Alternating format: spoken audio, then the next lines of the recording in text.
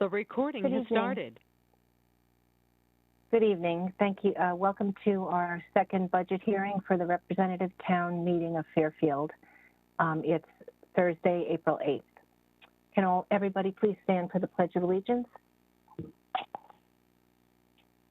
I pledge allegiance to the flag of the United States of America and to the republic for which it stands, one nation, under God, indivisible, with liberty and justice for all.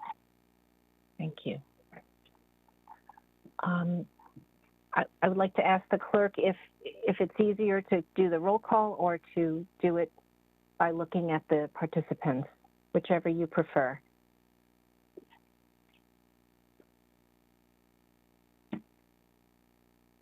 Betsy.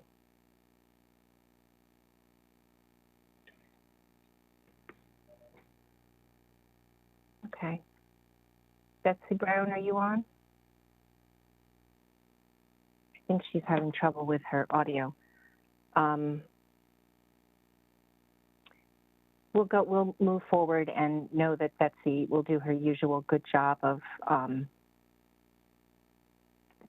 being able to, oh, no roll call, okay. I'm just gonna ask Mr. Kelly if there's any way to record who the participants are because the clerk is not able to do roll call today. Is there a way to record that?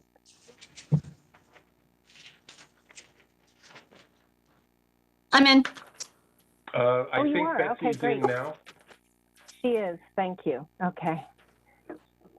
Betsy, do you want to do roll call or just look at the list of participants? What's easier for you? I'll do roll. I'm going through it fast. Okay. Thank you. Michael Mahoney. Veronica Monahan. Amy O'Shea. Amy Ruggiero. I'm here. Bill Gerber. Here. Karen McCormick. Here. Cindy Perham. Here. Jeff Steele. Here. Alex Durrell. Matt Jacobs. Here. Scott Nickel. Sharon Pastilli. Here. Laura Carson. Here. Alice Kelly. Meredith Odenak. Marcy Spolier. Here. Will Diaz. Here. Josh Garskoff. Here. Joe Siebert. Jay Wolk. Here. Matt Ambrose. Hannah Gale. Lisa Havey. Here. Tamisha Dunmore. Lauren Bovey. Here. Mark McDermott. Here. Jill Vergara. Here. Karen Wackerman.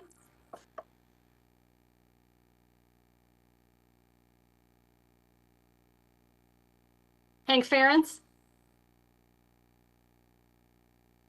Pamela Iacono.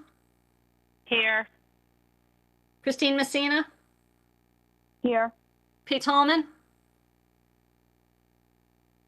George Georgiadis. Here. Rick Grauer. Chrissy Kelly. Here. Bill Perugini. Here. Peter Britton. Here. Elizabeth Altabelli.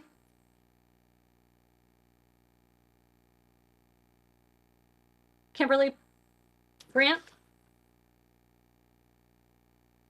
And Frank Patisse. Thank you.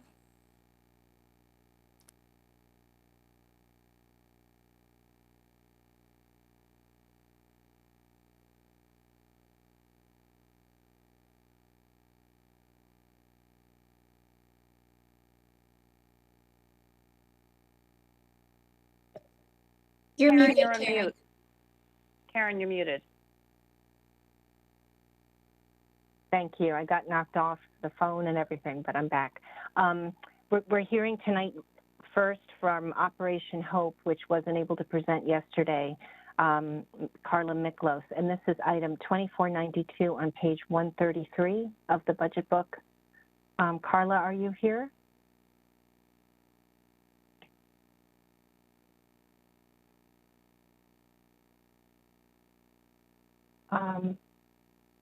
Carla?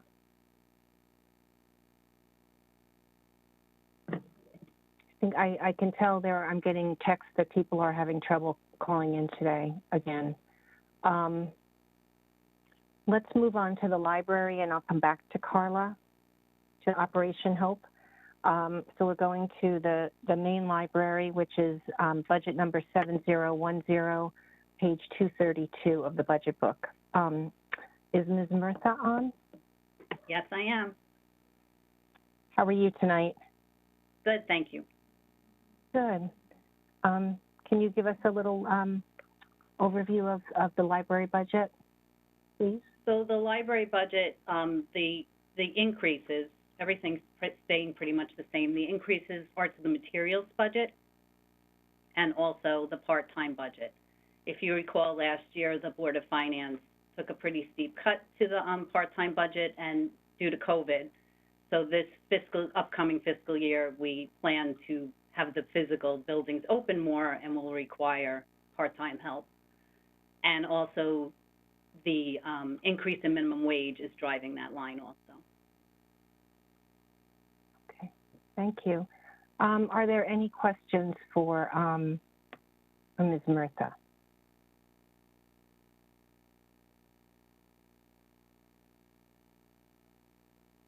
Any questions? Representative Vergara? Hi, Jill Vergara, District 7. Thanks so much for joining us tonight.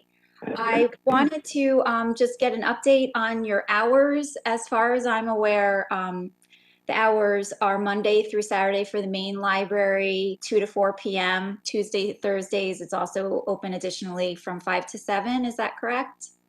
That's correct. And how long? And the Sorry. Well, let me give you the Woods Library also. Okay. The Woods Library is open 10 to 12, Monday through Friday. Wednesday evenings, 5 to 7, and Saturdays, 2 to 4. Oh, okay. That just started. So right now, with staffing and vaccinations, I have a lot of people that just became eligible for vaccination. So we're working on having the mornings at Woods and Main open buildings. And we hope to just keep moving forward on this. That would be great. Yeah, I'm really excited to get those buildings open. And is your budget built on that idea that we'll have more hours going forward? We'll have more hours. They will be not as robust as they were pre-COVID, but there will be more hours. Okay. And right now we're balancing, because there's still going to be, we're balancing the virtual, the curbside, the homebound. So it's a balancing act, but we're definitely committed to the buildings open more. Okay. And I remember you saying during one of the other budget hearings, I think before the Board of Finance, that a part-time staff is an issue in terms of from now until when this new budget begins, getting those hours in. It's also when we, as you know, the town had laid off part-time workers. So now we're working with people's availability and want to come back and getting everything back up and running. We also had a custodian at Main Library take early retirement, so that's a little bit of an issue. So we are moving forward. It's just taking, everybody would like it faster, but okay. We have a couple of challenges. Is that the custodian issue? Is that a part of, I know that you had to, and now you were knocked down to one custodian for this next coming budget. Is that what you're talking about right now? Yeah. Okay. So we're hoping we're adding more cleaning. Okay. And mm-hmm. Woods has one custodian as well. Are they comparable in space? I'm sorry? Are the two libraries comparable in space? No, no, Maine is much more demanding. Okay, so that's going to be difficult for the custodian to keep it. Well, we're working staffed. on it, and that's why, yes, and that's why we have to replace with part-time hours, custodial hours, so that will be, we're working on that now. Okay, thanks so much. You're welcome. Representative McDermott? Thank you, Madam Moderator. Mark McDermott, District 7. Ms. Murtha, I just want to be clear where the library materials fall in your budget. I'm assuming it's under fees and professional services? No, there's a line for library material. 425,000. Why is your fees and professional services up 18.5%, 18.15%? That has to do with the part-time custodian because we weren't sure if we're going to bring in a cleaning service. So that would be that 30,000. That's where it was put when we first did the budget. There's still some discussion if it would go to part-time or if it would stay with the cleaning service on that line. We're working with the first select woman on that. Okay. Thank you. I just wanted to be clear where everything was falling. Great. No, I appreciate that. Sorry. Representative Georgiadis? Excuse me. Drew Georgiadis, District 9. Thank you, Madam Moderator. My question is also about library materials. I'm a big Libby user, and I haven't, obviously with COVID, a lot of people were probably using your online materials. I have not seen any change in availability. It's still really hard to get access to the popular books. I have to wait 3 weeks to get them, and it's not the best. And I was just wondering what percentage of these library materials are going for online books through the Libby app, and are you upping the kinds of books that you can get online through Libby?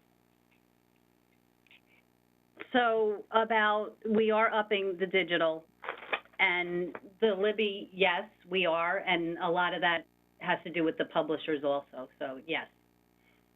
Can you explain what you mean by the publishers? Publishers have different models when you buy e-books, audiobooks, and e-print books, so it's based on usage, and publishers have different pricing models. Meaning so it's that not you can't afford some, or? No, well, you have to balance out how popular the book is, how much it costs, the demand. It's a little bit of a calculation because not all publishers charge the same amount and the same usage. So when you buy a digital book, you own so many uses of it. So many uses, and then you have to re-up it? Sometimes you re-up. If the title isn't popular any longer, you don't re-up it. You have to, and buying digital is much more expensive than print.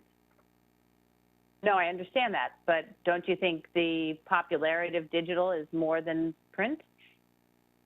I totally agree with you, but the cost sometimes is prohibitive, so that's what we're balancing out. And digital has become more popular, so we will be spending more that way. COVID brought it up to be more popular. What percentage of the library materials is going to be digital? And are those all for books? Well, I'm going to say no, because we have databases too, and we have audio and streaming and video. So it would probably go up to about 33% of the budget. From 30. From 30 up to. Okay, thank you. You're welcome. Thank you. Are there any more questions? And Ms. Murtha, I assume you're talking about Fairfield Woods at the same time, yes, I am right? also. Yeah. Are there any more questions regarding the libraries?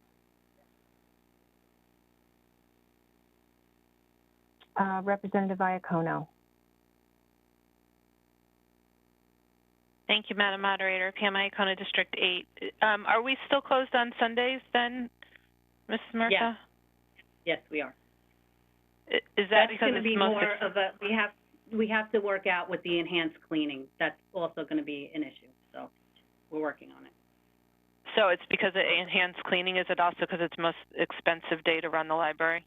It is the most expensive day to run the library, so it's going to be staffing because we're still working on getting part-time people back. It's going to be cleaning. So there's a couple of, it's a goal if we can get everything in place. So it does have to do with the staffing and the fact that that is a salary issue and the fact that they run the double time on that day. And that's the most Right, we're expensive day budgeted to for run. that. Right, but not all we'll also need part-time to augment that, so. Gotcha. I just want to say for the record again that as these contract negotiations comes up, that they really need to examine that line and move to a 7-day work week so that we can get rid of that differential, because the townspeople lose out on that Sunday the way the union has this structured right now. Thank you. Representative McDermott. Thank you, Madam Moderator. Mark McDermott, District 7. Ms. Murtha, I'm sorry, I just had one other question. Your revenue is down approximately $17,000, almost 10%.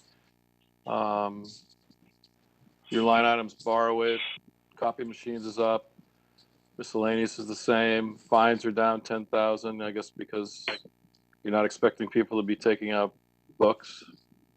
We're and not then, charging fines during COVID. okay. But this budget starts in July. Right. How long do we expect We that? will get, they'll come back, but also since we've been going to more, like you're saying, more digital, the fines have been steadily declining because digital gets returned automatically. The regular materials don't. Okay, and what are the invested funds that are down? That's 5,000, but what? That's the schedule, the debt repayment that the library board makes it from the construction in 2005. So that's on a debt schedule. Okay, thank you. You're welcome. Are there any other questions?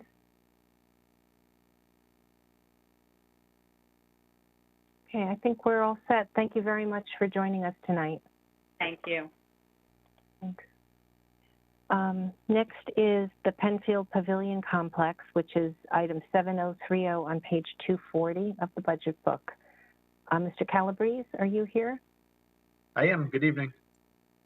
Hi, how are you? I'm doing well, thank you. Good, that's great. Can Okay. you give us a little summary? Yep. You'll see most lines here aren't touched from last year, except for seasonal and part-time payroll, which all increased due to the minimum wage. Happy to answer any questions. Are there questions for Mr. Calabrese?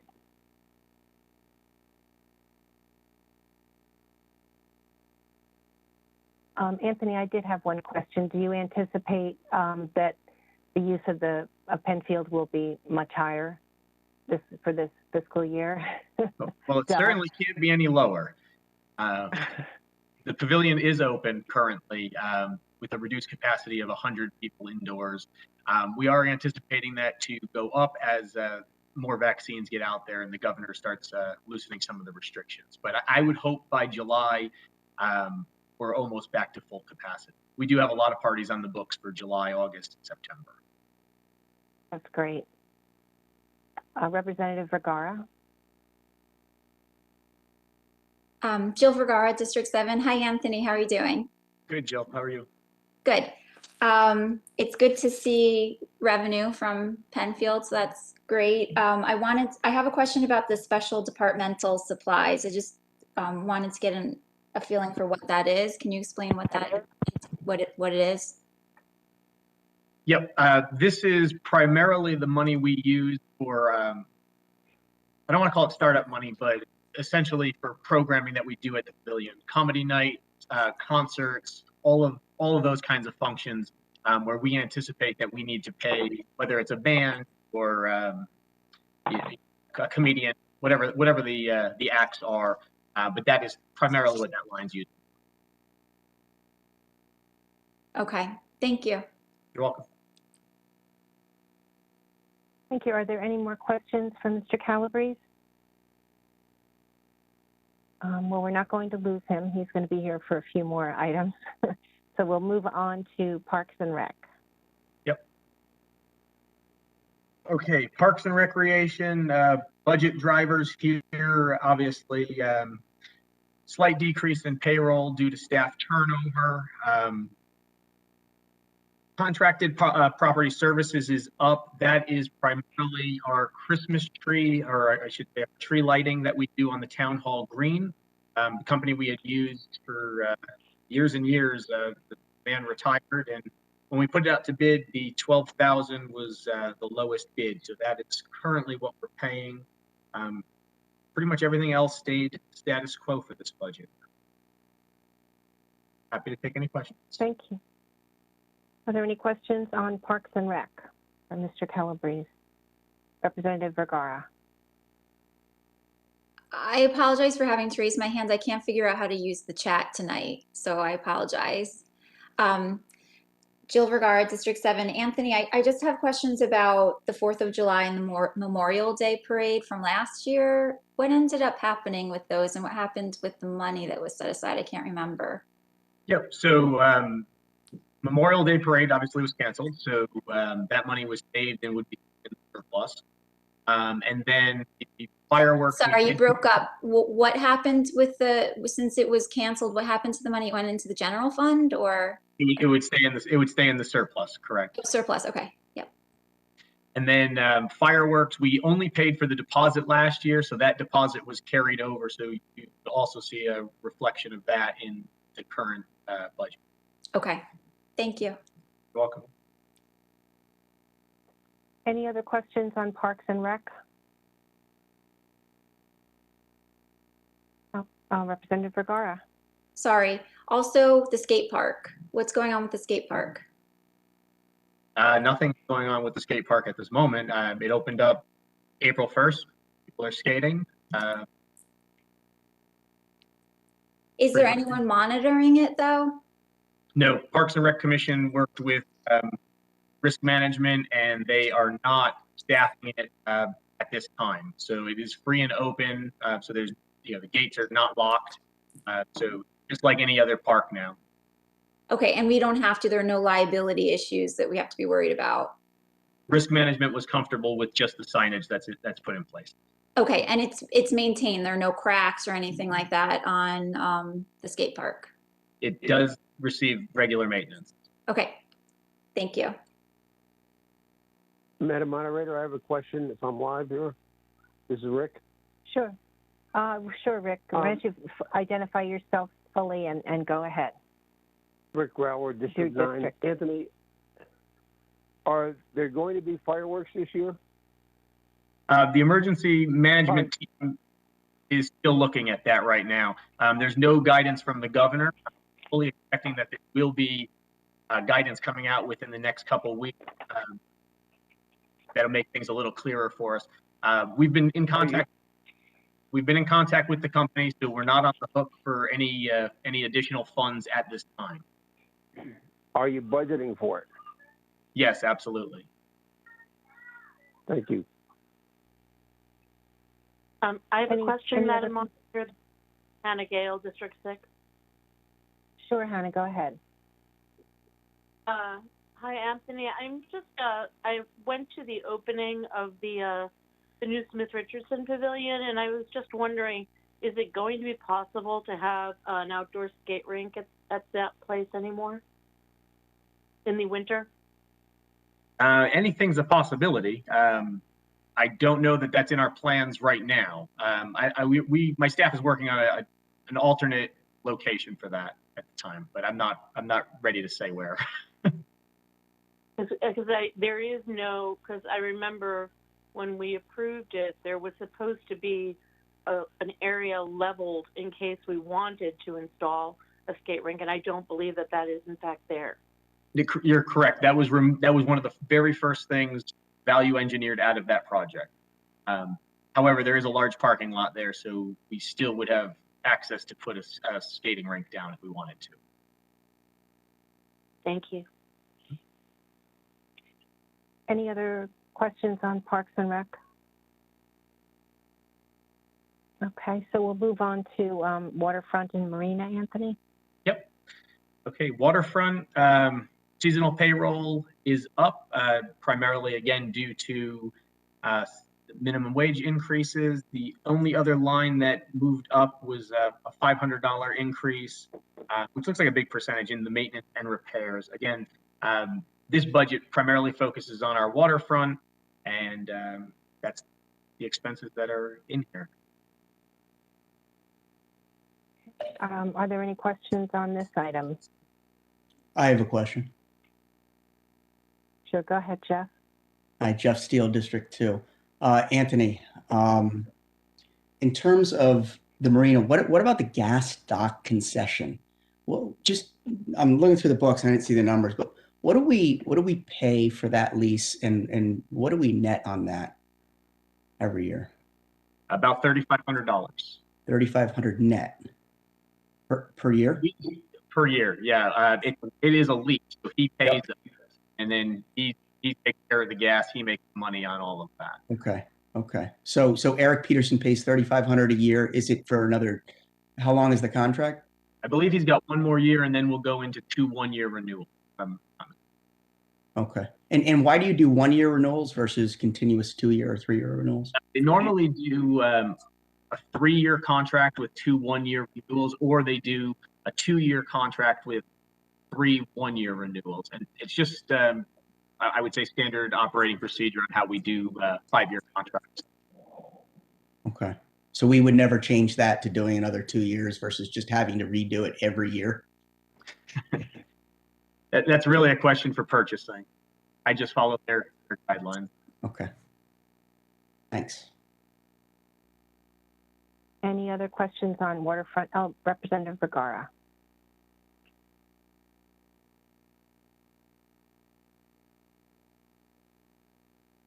I think you're on mute, Jill. So sorry. I have some questions. I have some issues with the lack of maintenance money for the waterfront, because we have some really important assets down there, Jackie Durrell and Jennings too. The Jennings buildings are very important, and you know, they get exposed to a lot of weather, bad weather, and elements, and I just want to make sure that we're maintaining them properly, mold and such. So what's the plan to maintain those buildings? Well, I had put in for $100,000 of upgrades at Jackie Durrell, and that was cut early in the process. But between my budget, my small maintenance budget that we do there, and the things that when I put in for maintenance, we're talking simple things, lifeguard chairs that need to be, you know, fixed, or railings on the pavilion. Bigger projects, when you need full replacement or decks being painted, those all actually will come out of the DPW budget.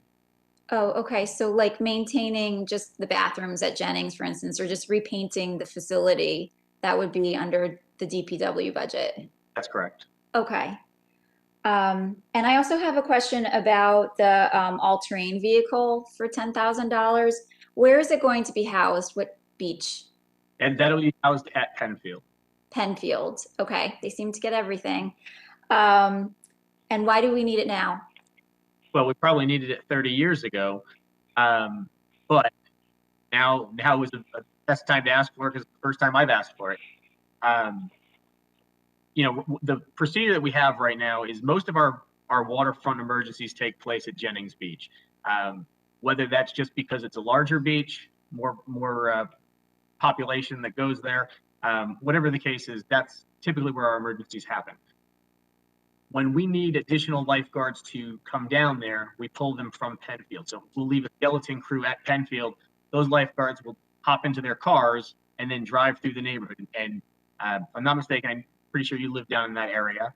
So you know that those streets are all, you know, windy roads. And to get from Penfield to Jennings, it's going to take you a good 5 or 6 minutes. So in a life-saving situation, every minute counts. So for them to hop onto an all-terrain vehicle and drive straight down the beach is much faster. So it does make sense. Okay, thank you. You're welcome. Any other questions on waterfront and marina?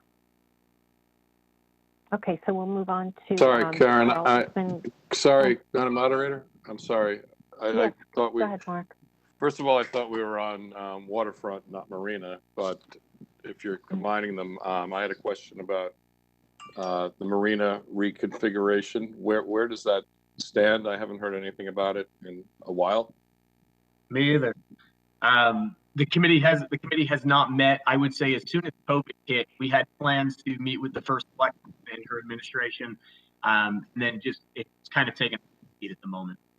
So we're in a holding pattern, but we're going forward with maintenance projects just to keep things up. You'll see some new things.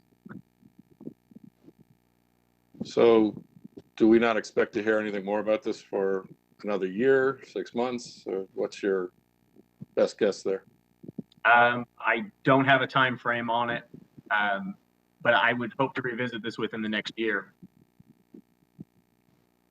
Okay, because both Representative Vergara and I attended the meeting at Penfield where there were a lot of voters up in arms, and it seems to nothing's happened since then, from what I can tell. So I just was curious. Thank you.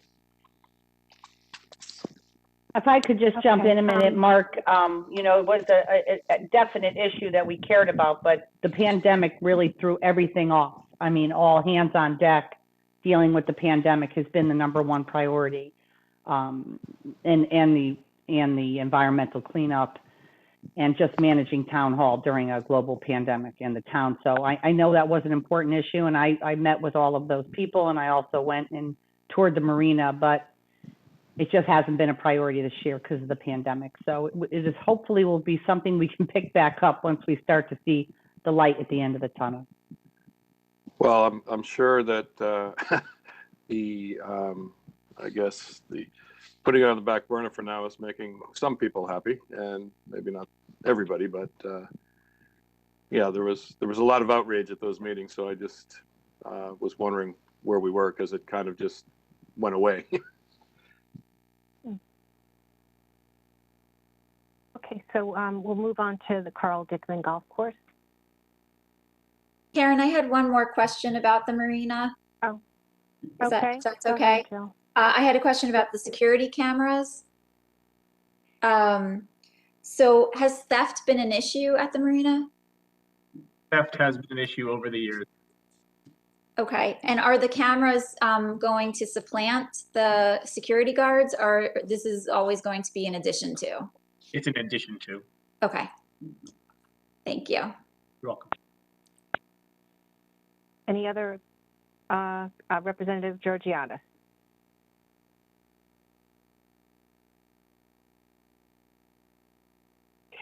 Hi, Anthony. How are you? Hey, Drew. So the security cameras. Does the person there, the guard, does he wear a camera on his person, like a police officer? Does he, in case there's an altercation, that he has evidence of, you know, to protect the town? No, the attendants that are down there are just like our regular parking attendants at our beaches. The same staff. So if something happens, do they intervene, or do they call the police, or how does that work? They would call the police. And we do have the Marine Police Station right there within the marina that has, I believe, 3 marina guards, marina officers on duty 24/7 during the beach season. Okay, thank you. You're welcome. Any other questions on Anthony, waterfront and marina? Yeah, Rick Brower, am I live? Can't forget Yes, to get this you are, unmuted. Rick. Yeah, Anthony, we hear you. Question for you. Do you have permission from the 3 property owners and the Fairfield Beach Club to transverse their property with your ATV? As long as we stay below the high tide line, it shouldn't be an issue. But I could talk to all 3 property owners and the beach club to ensure that. Right now, our beachcomber, I'm sure you know, goes over all 4 of those properties. Our garbage truck goes over all 4 of those properties. So I don't see an issue with the ATV, but I can run it by them just to play it safe. Thank you. Anybody else? Any other questions on this item? Okay, I think we will now go to the Carl Dickman Golf Course. All right, Carl Dickman, really our big driver here is payroll.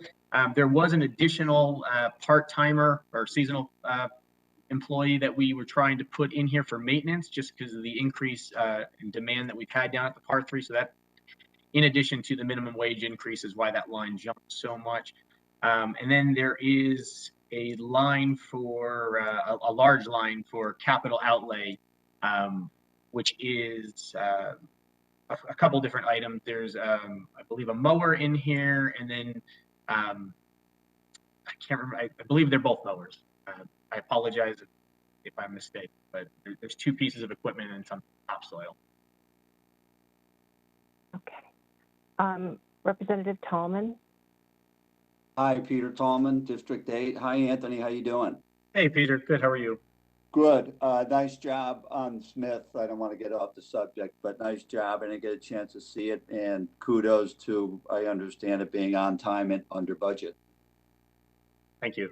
Nice work. For the Par 3, are you expecting the same number of rounds this year? Well, I'm hoping so. And if the spring is any indication, yeah, I think we're going to do similar numbers that we did in 2020 or that we were currently doing. If people go back to work, those numbers will probably start going back to normal. But right now, you can't get a tee time at either course. So. Okay, because we're keeping the overtime the same and we're adding a kid. That doesn't sound like you, Anthony. You usually drive a leaner ship than that. You must be slipping a little bit. All right. Okay, and I wanted to ask you too, and this is something I'd probably bring up with Brenda once all the dust settles, if it ever does.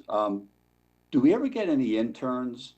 I keep hearing all about our wonderful universities, and internships for a college kid now are like gold.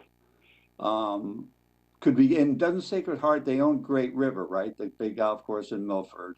And I think they have some kind of management course or major or something.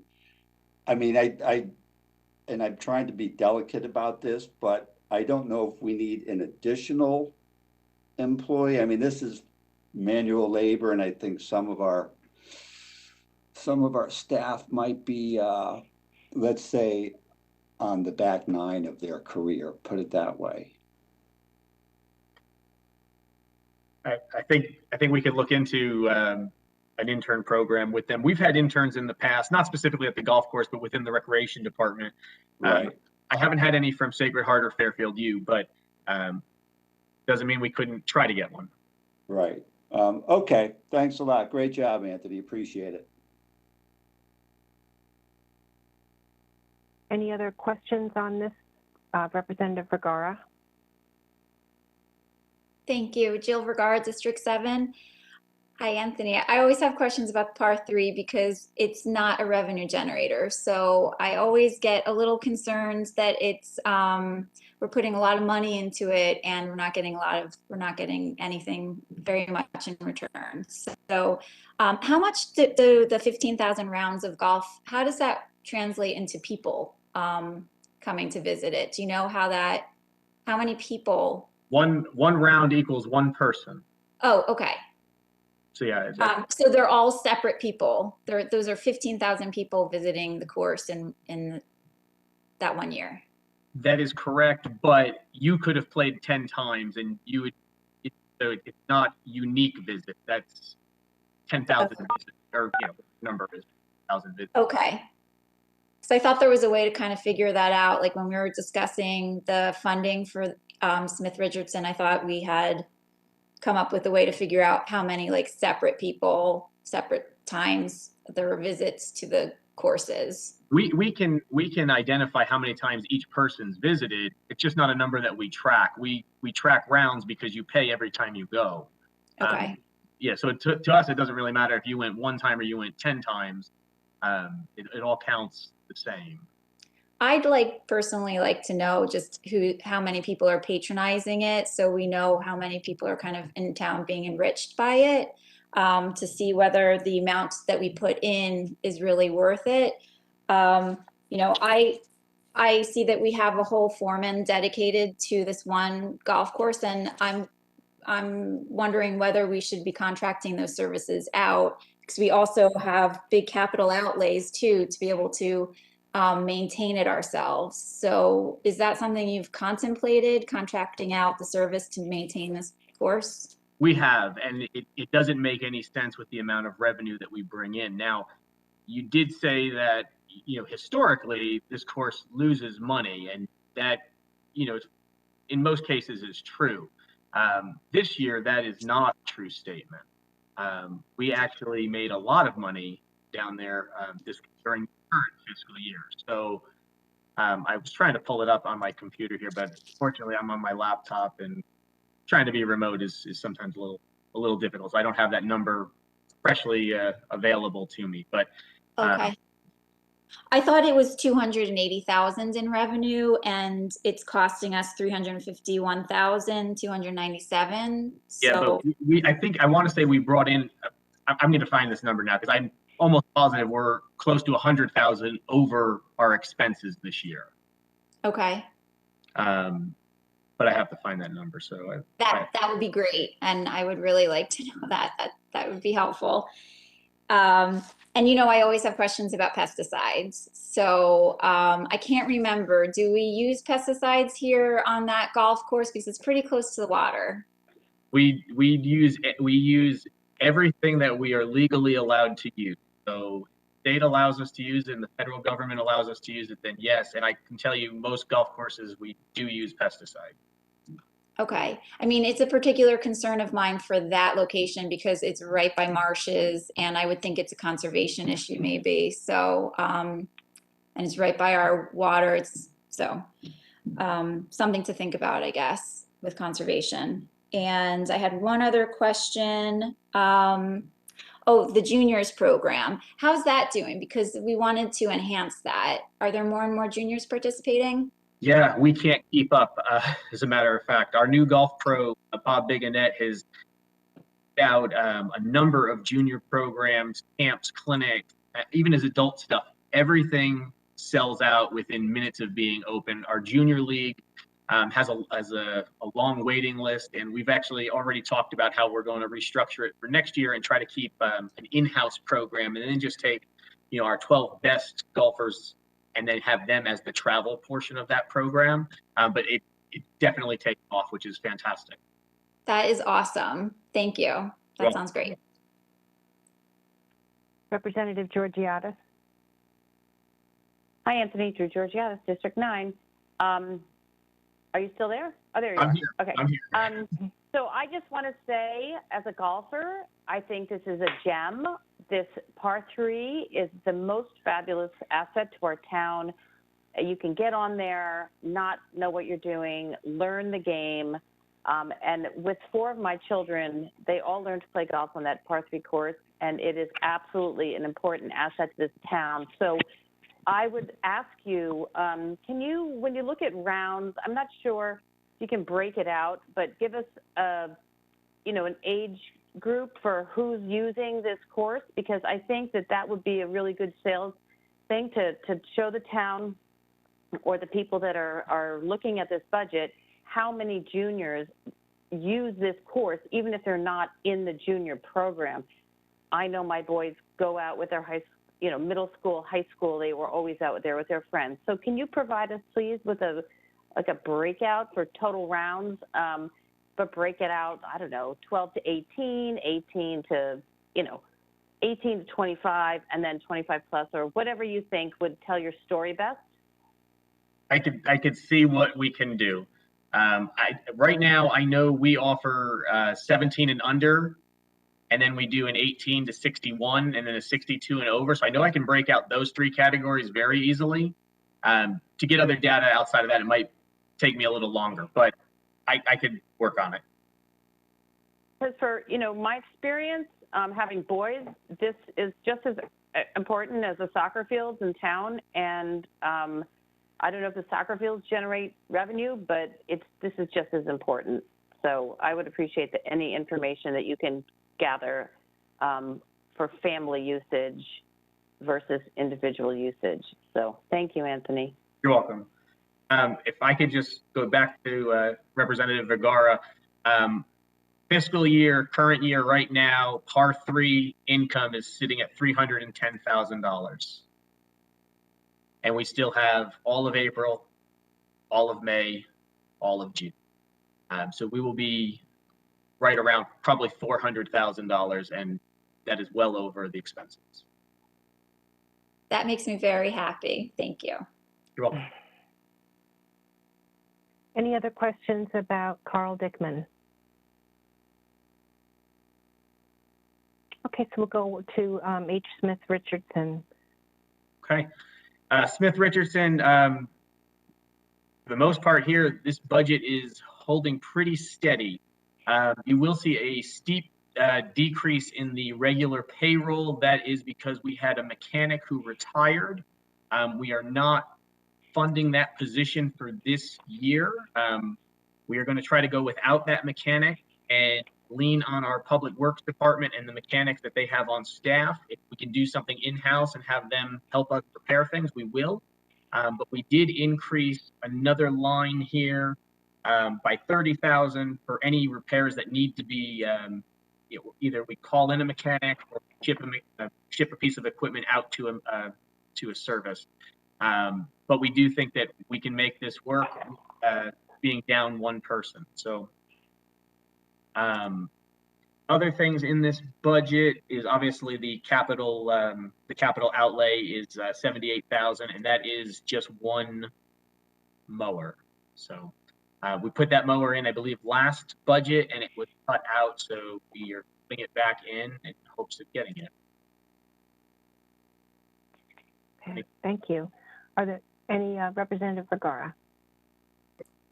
Jill Vergara, District 7. I wanted to see if you could clarify the vote that the Board of Finance took. I believe that Mr. Testani had made a motion to increase your line item 53,310 by, was it 60,000? And it was approved by the full board. But what was it for? So that's for an additional 20 golf carts. Right now we have a golf cart fleet of 60 golf carts.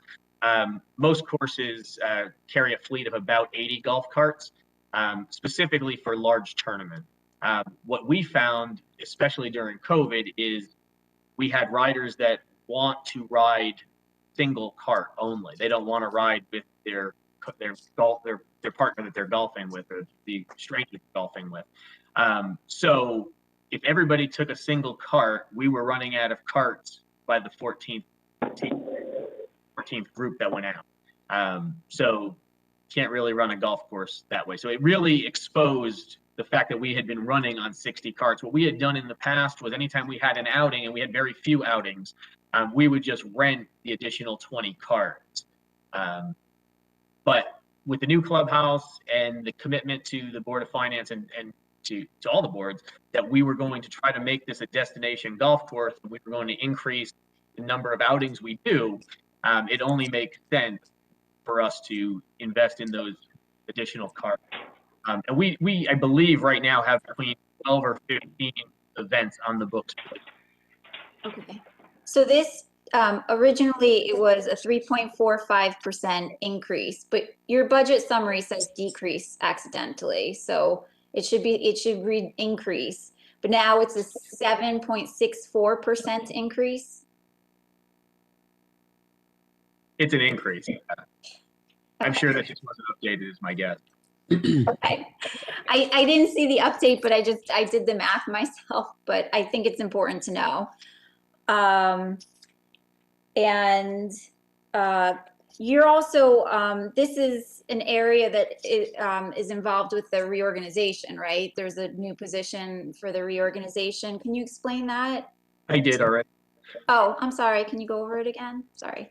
We cut the mechanic. The mechanic retired, chose not to refill it.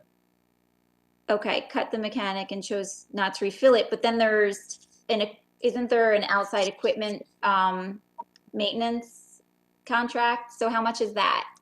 Well, they gave us an extra $30,000 in our maintenance line. Any equipment that we need to ship out or bring a mechanic on site for. Our goal is to try to rely in-house on our public works department mechanics. They have the same type of mechanics that we had. The only thing that, not having that mechanic on site will do is potentially slow how fast that repair happens. Okay. So that contract is it's a $30,000 contract. It's an estimate. Right? So it's an absolute estimate for $30,000. That position was, roughly $80,000 in salary plus another $20,000 in benefits. So the way I look at it was, it's a $100,000 position. If we only spend 30 on repairs, we just saved $70,000. Yeah, that sounds good. I also have a question about the utilities. So I thought one of the reasons why we wanted to renovate Smith Richardson was because it was going to be more energy efficient, and we were going to see savings in that area. And so I was surprised not to see more savings projected for the next year with this new building. The utility fees are pretty high. Well, the water fee honestly just goes primarily to the irrigation system to keep the course green. Heating and the gas and the electric is, the building primarily, and the building is 2,500 square feet larger. So I don't know. Yeah, I don't know. I thought because the old building was just kind of like a sieve. There were basically the windows didn't work. Everything went through the walls. The heating too, wasn't it oil heating or something very expensive, I thought. And so one of the incentives for building this new building was to get energy savings. So, I mean, we're talking $35,000. It's not a huge number, but it looks like we've hovered, in 2019 we were at 41,000. This fiscal 20 we were at 33. So it's an estimate. I don't know how much that building's going to cost us right now. Okay. And I know this is going way back, but why is it that there were no gas and no electric costs for FY18? They were encumbered in the public works budget. They only got broken out in the past couple of months. All right. Thanks. That's all my questions. I don't believe it. For you.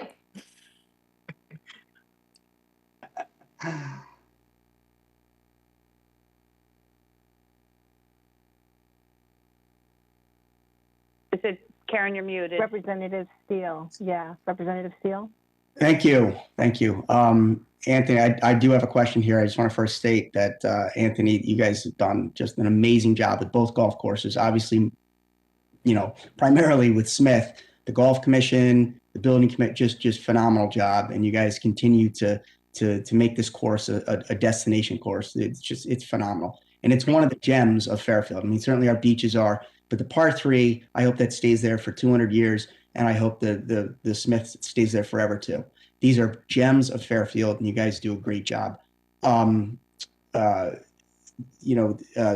money-making operations. I mean, we can look at costs and all that, but these are money-making operations. $1.8 million in revenue. I see. How is that broken out? What part of that is the driving range? Out of curiosity, is it split? So driving range has its own revenue line. So that's that line 42472, and that's the Smith driving range specifically. Yeah, I'm just looking. It says HSR 1.8 million in revenue through fees, driving range, and the restaurant concession. So I was just curious. You're just reading the summary? Yeah. So on page 18, I think it's page 18. It's 23 if you're digital, but Okay. print copy, it says page 18. It breaks out all the revenues right here. Right. And you'll see driving range broken out. Okay. I believe we updated the number since it been in here though. So the driving range we put at $160,000. Okay. Okay. Of revenue. And then net profit obviously is the 1.8 minus 1.4 of course, around 400,000 of net profit. Is that right? That sounds right or close. I don't know that number off the top of my head. All right, so around that amount. We're in the black. Yeah, I'm sorry, I'm looking at it right now. Yes, 1.4 and yeah, we're 1.8. Okay. Yep. And then what did you say number of rounds last year during COVID versus 2019? What did we do for round, like generally, was it down or was it actually up? Oh, numbers were through the roof. Okay. I would think so. Yep, let me just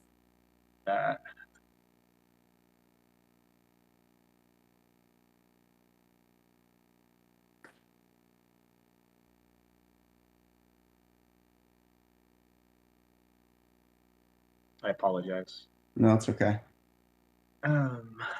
You can get back to me later, Anthony. It's all right. No. So right now, to date at Smith, we're sitting on 35,000 rounds, a little more than 35,000 rounds.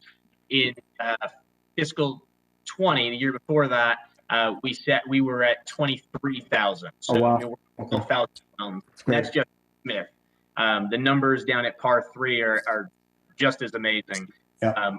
Sitting at about 22,000 rounds this year versus the 12 year prior. So it's about 10,000 rounds up. That's significant. Last question. I noticed there's now cart service even on the course. Is that all just Boca revenue, or does any of that come back to town? So it's all Boca revenue right now. Boca has a flat fee that they pay us for their rent. If their revenue exceeds $2 million, then the town starts getting a percentage. Okay. So the better they do, the better we do. What is the percent we get after 2 million? I think it's 2%, but I'd have to double. Okay. Okay. Anyways, great job. Great job. You. It's just, it's awesome. Thank you. Representative McDermott. Thank you, Madam Moderator. Mark McDermott, District 7. Anthony, I just wanted to go to your revenue. You mentioned that the driving range was increased to 160, but there were several other areas. I think your new number now is 2,028,750 was increased by 215,799. Is that correct? That sounds correct. Okay. Great. So my other question was, how is the new reservation system working? I haven't used it yet. I plan on using it because it's my 60th birthday the other day, and I went and got fitted for new irons. So I'm going to have them in 3 weeks, and I'm going to be ready to get going here. So how's that working out? We haven't implemented it yet. No? No, we are, believe it or not, we're still working out the kinks. I don't like to roll things out before they're ready. I would rather just take our time, get it right, and then roll it out. So we're still the same system we're on right now. All right. Well, I guess we all look forward to it then. Thanks for everything, bud. You're welcome. Representative Georgiadis. Drew Georgiadis, District 9. Anthony, my question is about the golf carts. I agree that last year everybody was taking their own carts, so the 20 additional carts is probably a good investment. Currently, the carts that they use at Smith, are they gas powered or electric? They're electric. Okay, so the new carts will be electric as well? They'll be identical. Okay, and do you power them with the solar up at Smith? I or don't. Does it go on the solar grid for the town? I don't believe we have solar at Smith. I believe that was removed from the project because there wasn't a benefit to it. Do you think there would be a benefit to powering the carts, or? No, I don't believe that there was a financial benefit for them to install solar at the golf course. They did not install it, to my knowledge. I understood that. I mean, given that you'll have 60 electric carts that need to be recharged every day in addition to the larger building, would that offset some of these energy costs that Representative Vergara was talking about? I would have to defer that to our Public Works Department. The only thing I know is they talked about putting solar up there on top of the cart barn and on the carports and in the parking lot, and they determined that it wasn't of financial value to do that. So while I would think it'd be great to have solar power there, they're telling me it doesn't make financial sense. So it's going to cost more than this $35,000 annual cost. I don't know. Interesting. Thank you. Representative Beauvais. I started talking before I was on. I just wanted to scroll back to the energy efficient question that Jill had, Representative Vergara had. This is Lauren Beauvais, District 7. When I was the liaison on the building committee, and I went to lots and lots of meetings, not all of them, but I went to so many meetings. And I did ask that question about, will there be cost savings because we'll be using new energy efficient appliances and things like that. And I believe I was answered. I have my notes here, believe it or not.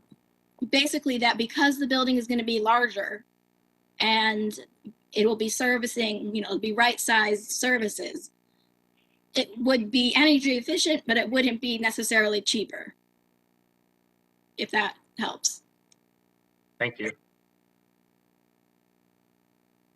Any other questions on H. Smith Richardson?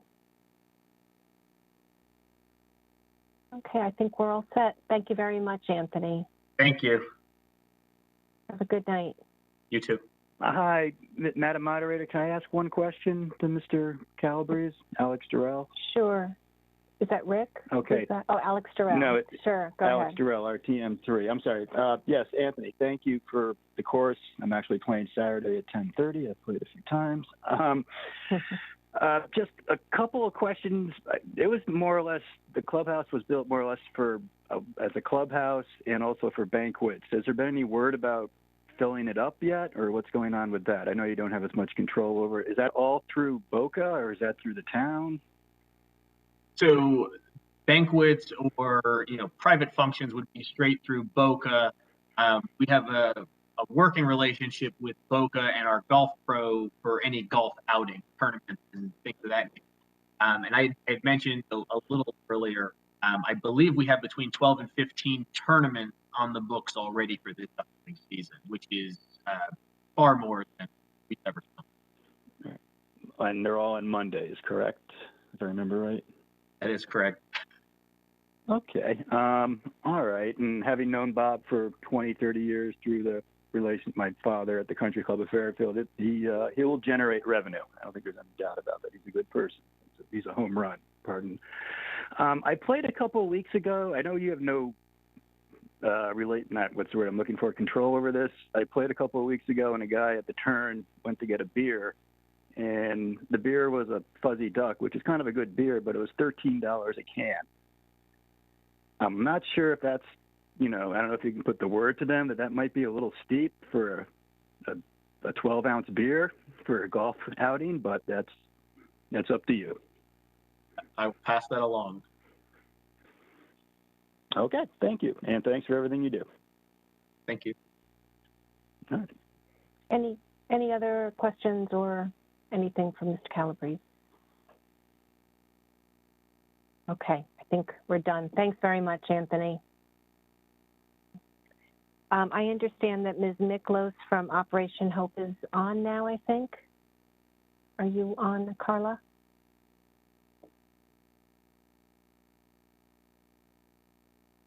Can you hear me?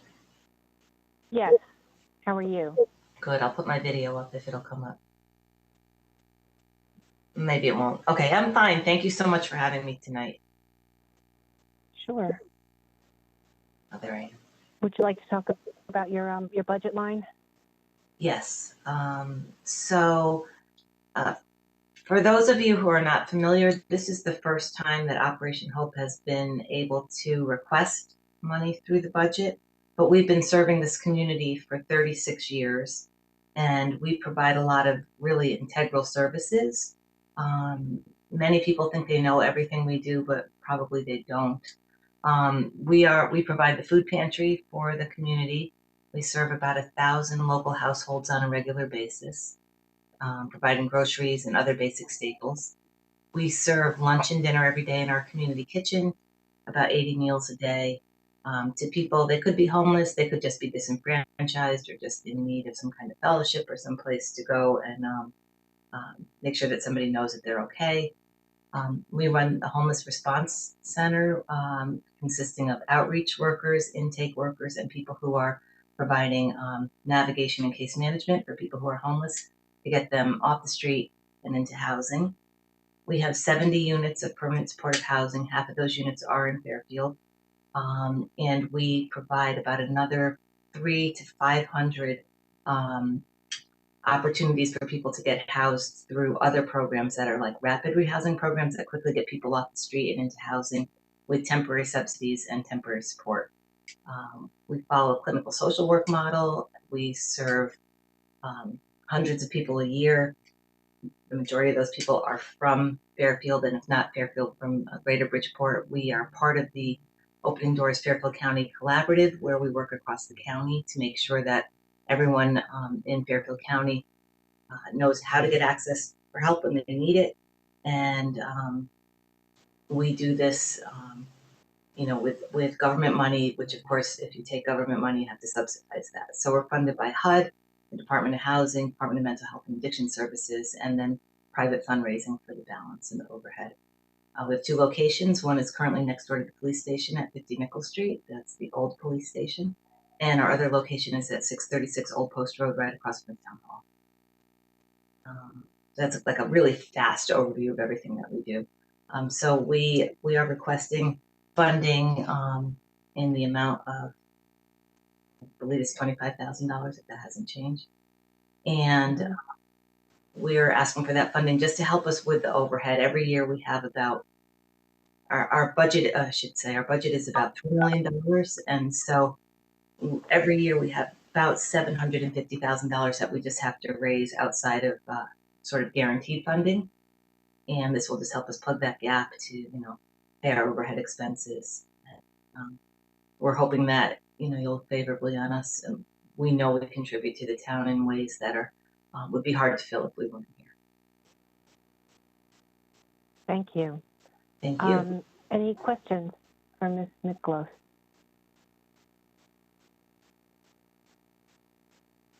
Representative Beauvais. I know we don't have a definite answer on this yet, but some of the rescue funds that we got from the government, the COVID relief, should some of that be able to go toward the services that Operation Hope provides? Because $750,000 is a lot. And I know their services have been needed now more than ever, with people being not able to live in their houses anymore because they are struggling financially. Right. If I could just jump in and say that,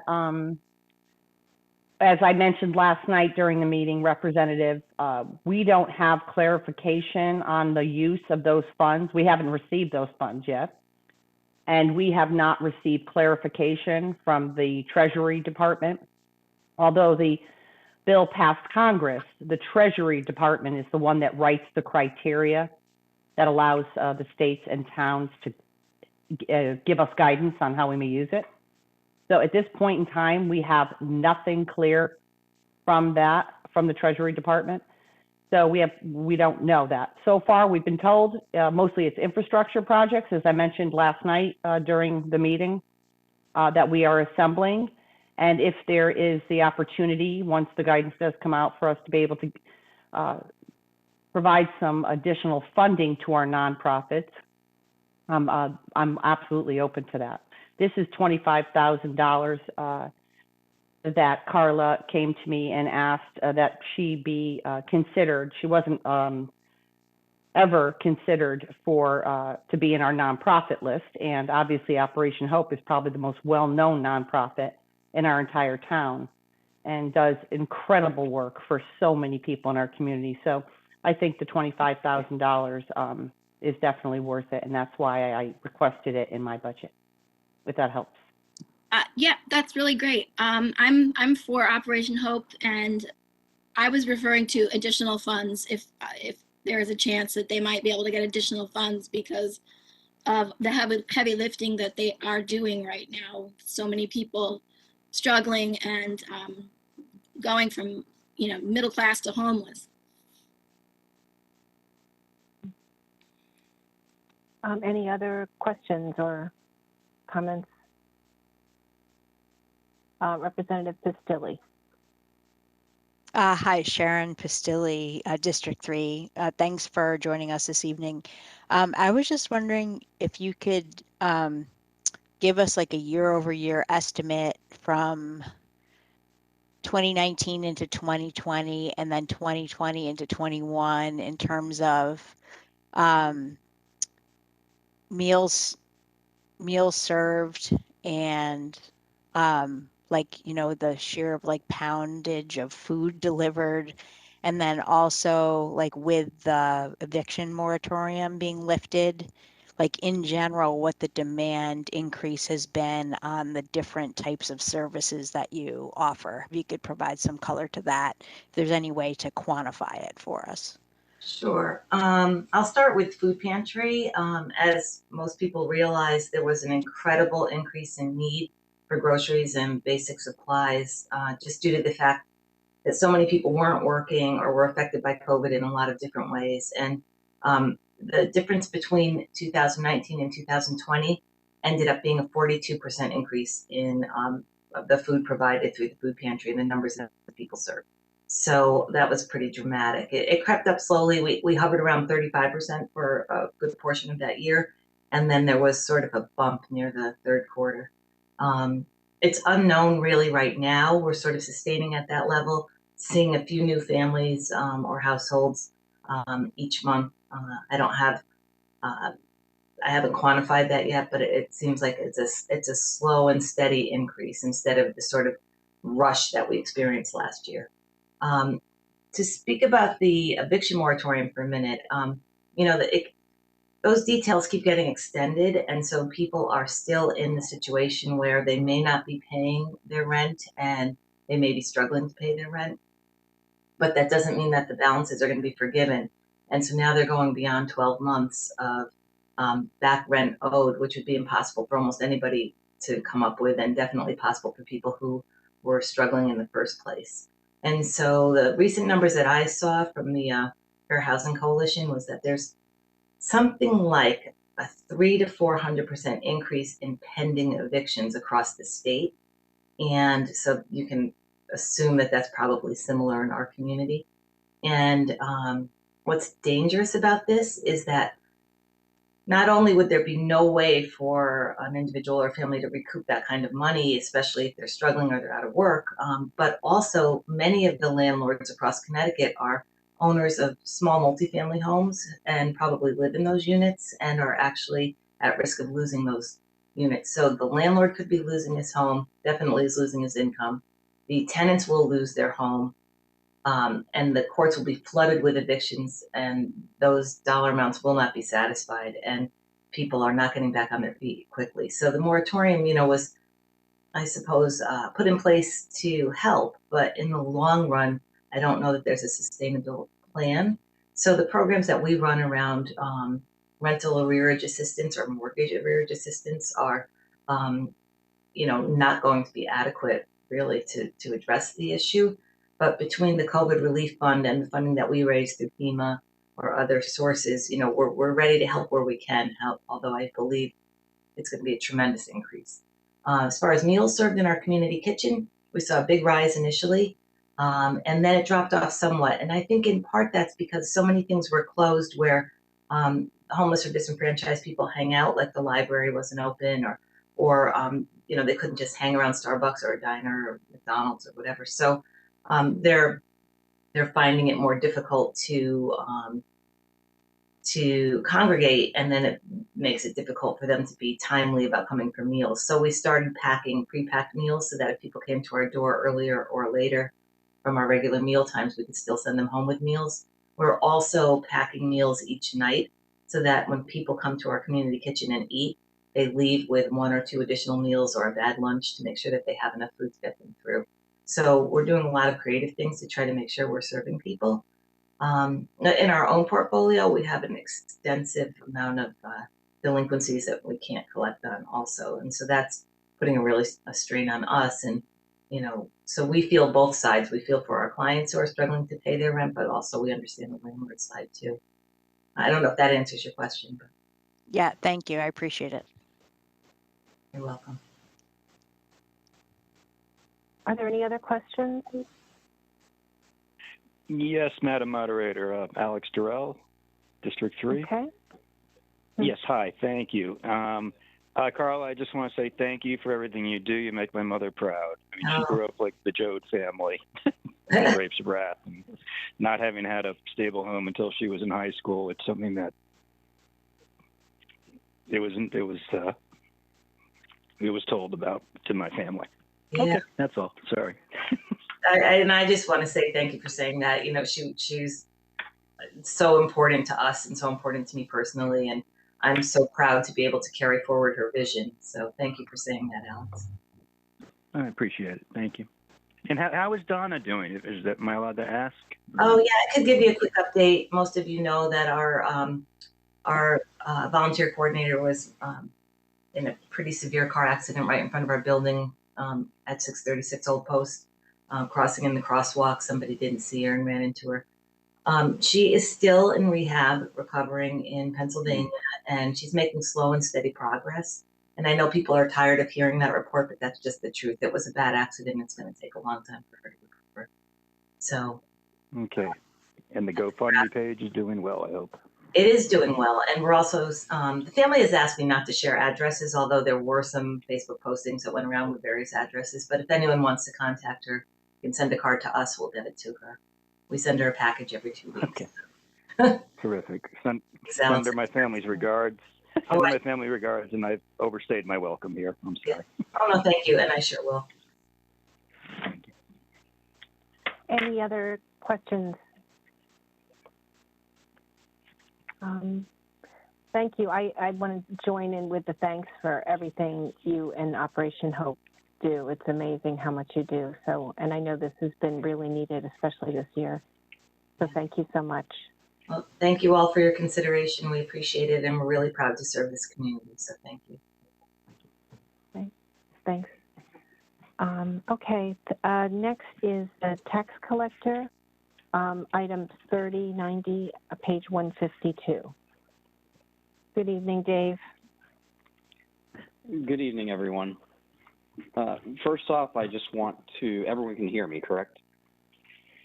Yes. Okay. Yep. First off, I just wanted to recognize my staff because we have been open to the public with no appointment since October.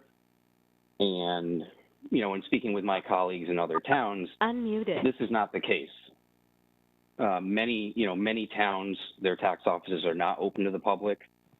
And it can be very difficult because, as you know, the governor has mandated some deferments where taxes have been extended to provide relief, but there also is the issue of people have questions. They want to understand when the taxes are due. So this in-person interaction with social distancing in place has been very helpful to our residents. So I just wanted to recognize Macy Evans, Karen Snyder, Prue O'Brien, Anna Marie Barden, and Barbara Trovarelli of my staff. Now, as for the expenditure portion of my budget, it is flat. There is no increase. Primarily, historically, every year, if there is ever an increase in the expenditure side of my budget, it's due to salary.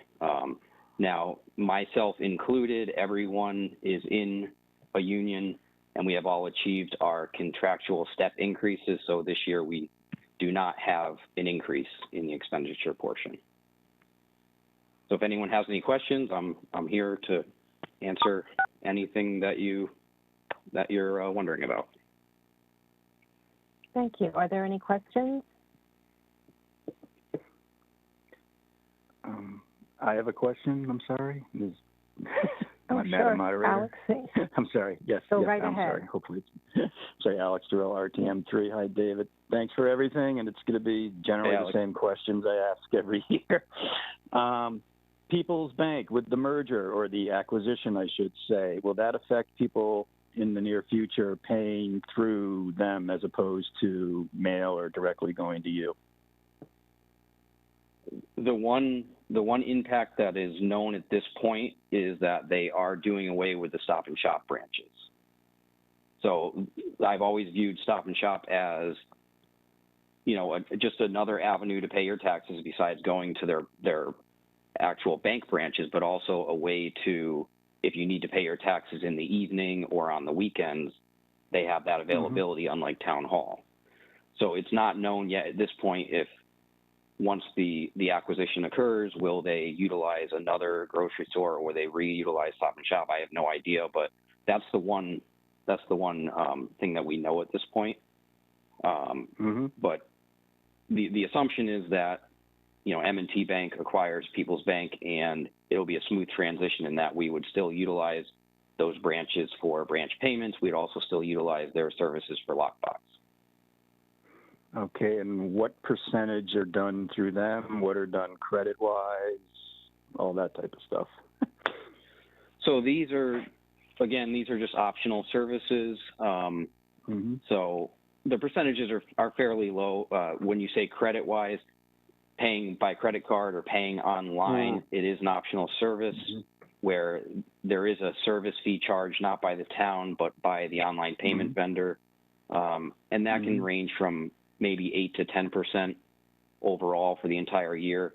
It was probably in the neighborhood of 14 to 15% for that small 3-month window from March to July when we were not open to the public, because we did actually open from July to October. We had an outdoor window on the steps of Town Hall, which was so popular that people, once we ended that service because it was too cold in October and it was really getting too busy having only one cashier, people were still knocking on the window and wanting to pay from that window because it was so well received.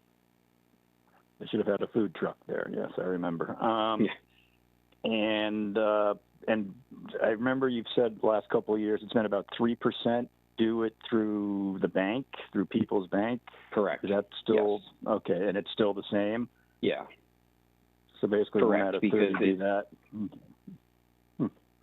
No, I was just going to say 1 out of 30 and it's really, again, it's it's an optional service that I think, you know, and they can go to any People's Bank branch in the entire state. It doesn't have to be in Fairfield, but, you know, I would say that it's very convenient for, say, you know, someone in the Stratfield area or someone in, you know, just not so much the one on the corner of Beach Road that's right by Town Hall, but any other location that's not right by Town Hall. It is convenient if you don't want to drive across town. It's there. It's an optional service. Okay. And last question, has anyone gone above and beyond their tax needs or means and given any extra money to the town of Fairfield?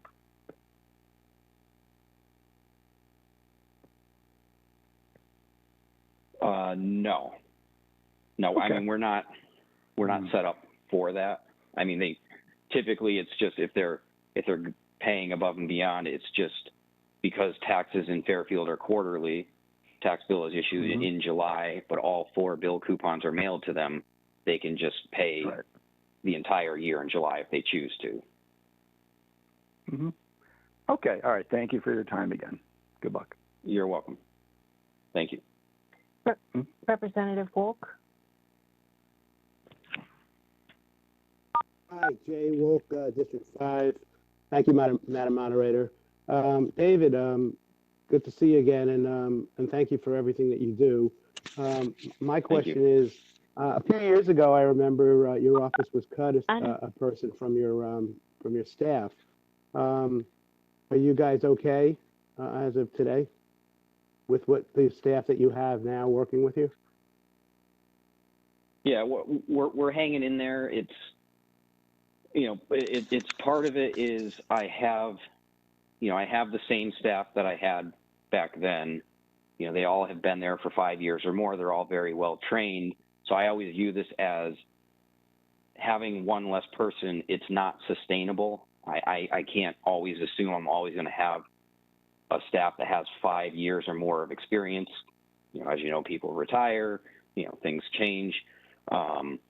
So it's sustainable in that I have this experienced staff, but, you know, there has been, you know, the taxpayers have suffered to a degree because we've had to focus all of our energy on, during the busiest times, answering the phones, waiting the counter to, you know, minimize the length of lines at the office, things like that. So there's other, you know, and there's other things other than just collecting the money that particular day. So, you know, we have overpayments. People make overpayments. They have refunds because of property sells or they get rid of their vehicle. But the way, you know, car taxes work, they pay ahead of time, but then they get rid of the vehicle. So then it generates a refund.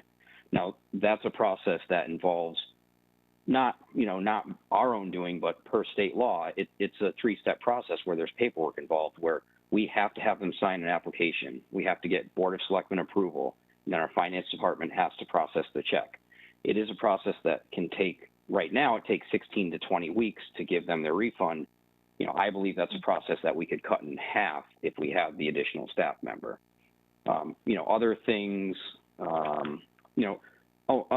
mail returns. So people move out of town, you know, especially, or they move into town and they purchase property in town, and we, as a courtesy, send them a duplicate bill because, as you know, taxes are 4 times a year, but we only send that one original bill in July. So as a courtesy, we get the new ownership, the title change on the property, and we mail a duplicate bill out to that new owner with a little message that says, this is when your taxes are due, or forward this bill to your lender and make sure that they are all set up to make your escrowed payments.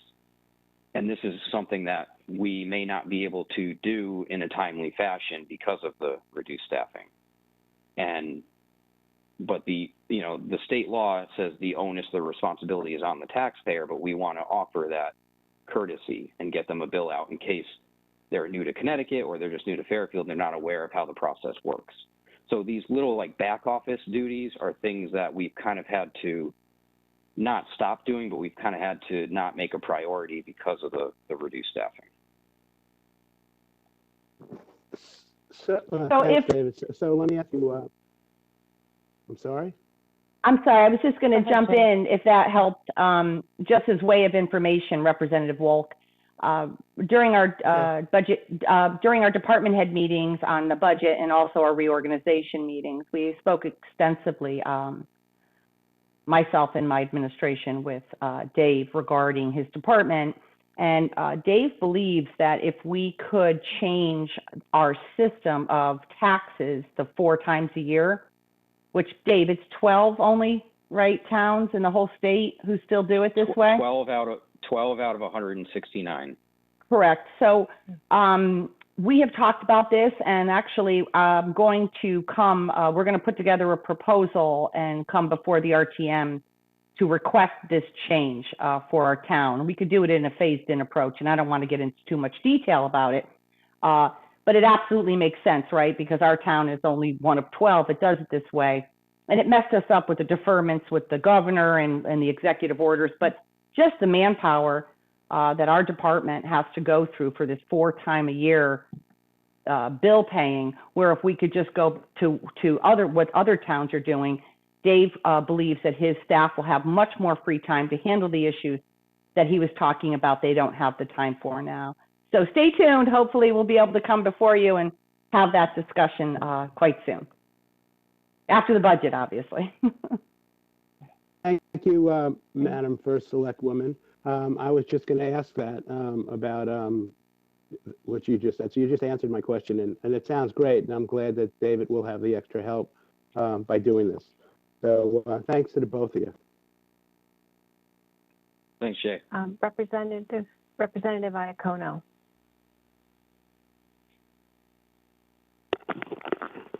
Thank you, Pam Iacono, District 8.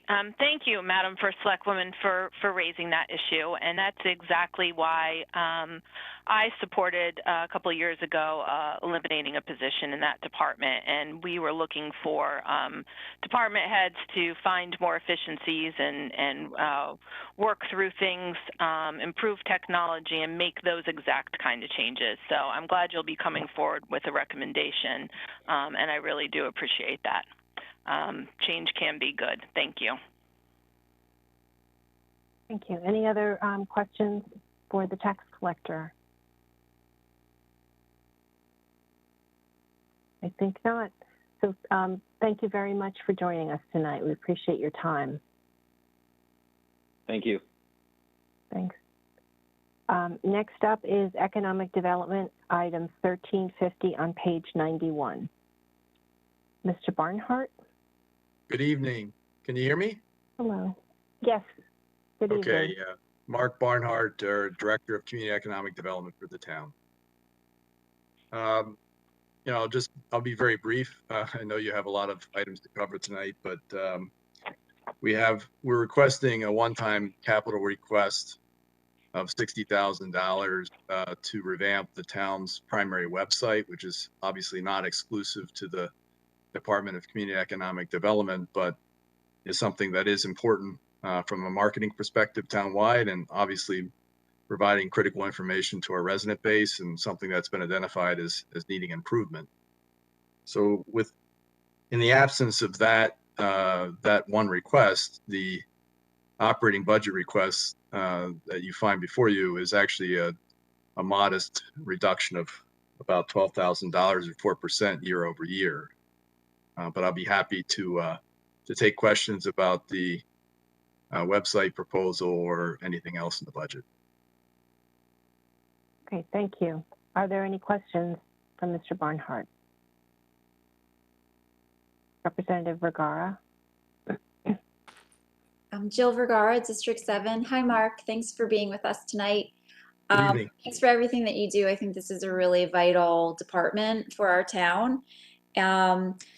I wanted to first make a statement about that request for the improvements to the website, which I also think are so crucial for our town. I mean, I'm always trying to navigate that website, and I do see a need to improve it. But I agree with my caucus members on the Board of Finance in that I think that this is one of the projects that could really fall under this stimulus funding very easily, because it would help businesses to connect with us. There are a lot of different ways that we could connect this into the COVID and economic improvements. And so I think that there's a reason to maybe not put this into our operating budget and hold it for stimulus spending rather than putting it into our operating budget, even though I really support this and I do see it as being very needed. I also wanted to make a comment about maybe forward-looking and ways that we could use the stimulus funding. I know that we've talked about arts districts before, and that we say that we have one, but I haven't seen it really promoted very much.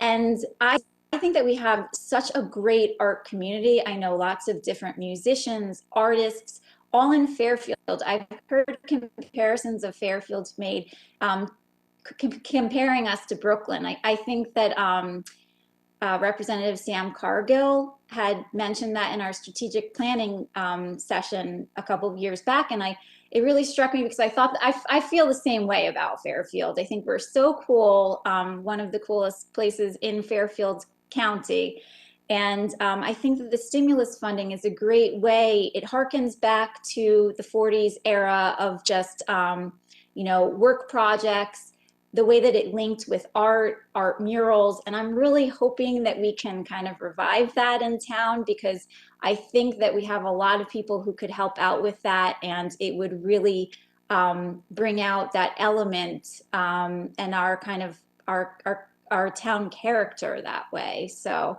I just wanted to plant that seed for arts in Fairfield and using that stimulus funding to help plant that seed. I agree wholeheartedly that Fairfield's a very cool, vibrant town. I'm very proud to work for the town of Fairfield. So I will say that, as the first Selectwoman indicated earlier, we're still waiting for some guidance from the federal government as to how those funds can be used. But obviously, I do think that, you know, one-time capital cost would be, assuming they are eligible for funding, would be an appropriate use of those funds given other considerations. So that would be something I'm sure that the first Selectwoman would take under advisement. And I know I've been working with several folks to see if we could reinvigorate some type of local arts commission locally. We haven't had a coordinating presence since the Fairfield Arts Council folded some years ago, and that was a critical partner in terms of organizing the arts community locally. But I do think, you know, there is an important role for arts and culture to play in keeping Fairfield a very vibrant place. And so I think I agree with you. There is a role to be played there, and we look to work with those folks to establish that. We have a great canvas in the buildings that abut the train station. It's not so pretty right now, but it could be really cool looking with a lot of different murals out there. And I thought it was great looking when FTC did it, and they continued to change it up a little bit. But if more businesses we could incentivize that, I think it would be so cool. I also had some questions about your office, and I know that there's some movement around, and I wanted you to explain who's in the office now, and Me. because I couldn't tell on the website. You know, there's someone listed. I'm not sure if they're still there. There was an administrative assistant listed, but now they're being replaced by a marketing coordinator. Is that marketing coordinator there presently? Not yet. So as part of the first Selectwoman has been meeting with various department heads to discuss ways in which we could deliver better services to the public. And as part of that reorganization plan, I indicated it would be very helpful for me to upgrade the skills of that particular position. It's a support position, and it's been administrative clerical, but what I need most is somebody to help, because our department now plays a very central role in terms of marketing the community, not just from a tourism perspective, but for business outreach and the like. We maintain, in addition to the town's, our department page on the town's website, we have a tourism lifestyle website at experiencefairfieldct.org, as well as Choose Fairfield, which is our business traction website. And we have social media platforms associated with each to try to reach those targeted audiences. So it's very helpful for me to have somebody with some marketing skills to help me fulfill that mission.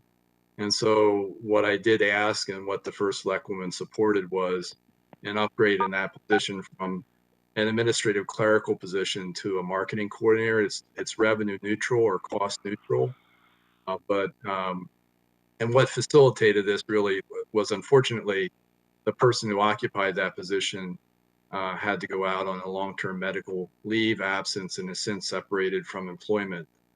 So it really did provide an opportunity to look at that position holistically and see how best we can meet the needs of the community and to fill the various functions. So I'm hopeful again that you'll support it. We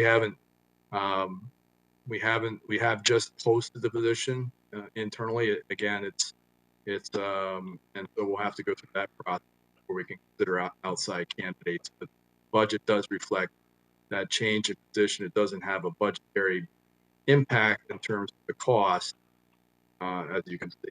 So thank you. I do support it, so thanks.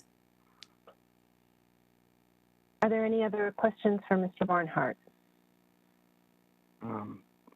I have one, Madam Moderator. I'm sorry. Sure.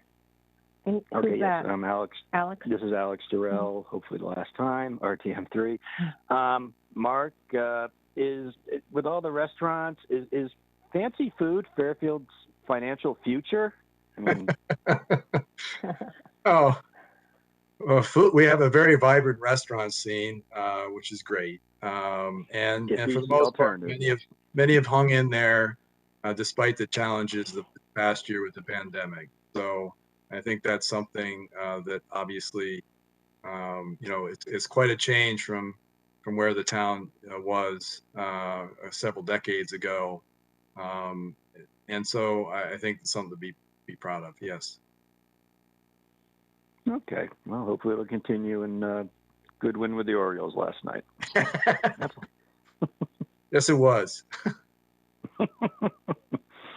Thank you for everything. You're welcome. Thank you. Any other questions for Mr. Barnhart?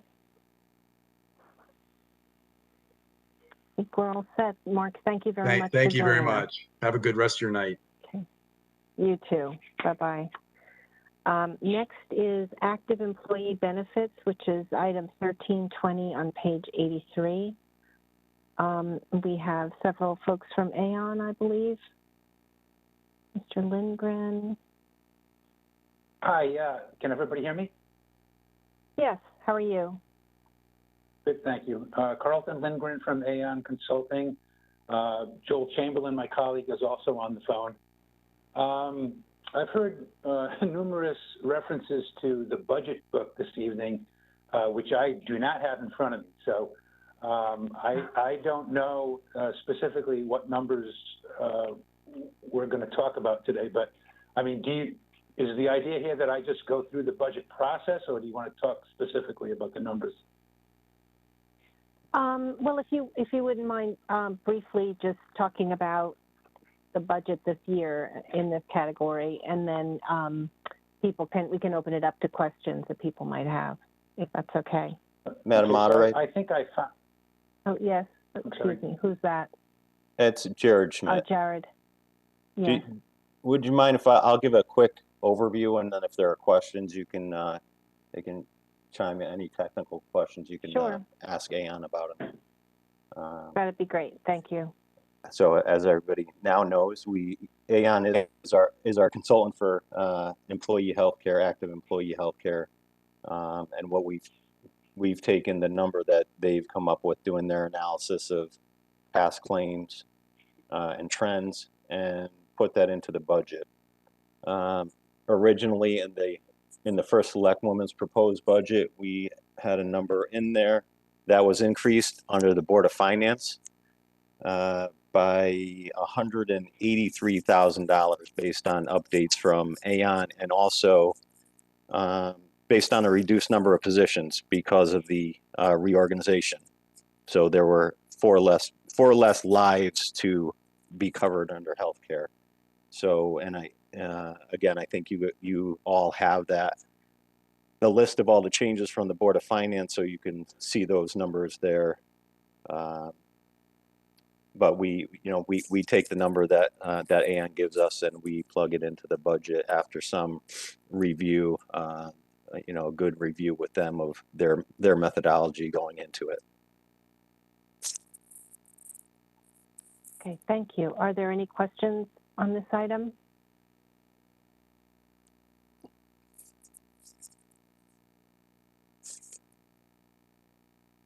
Doesn't look like it.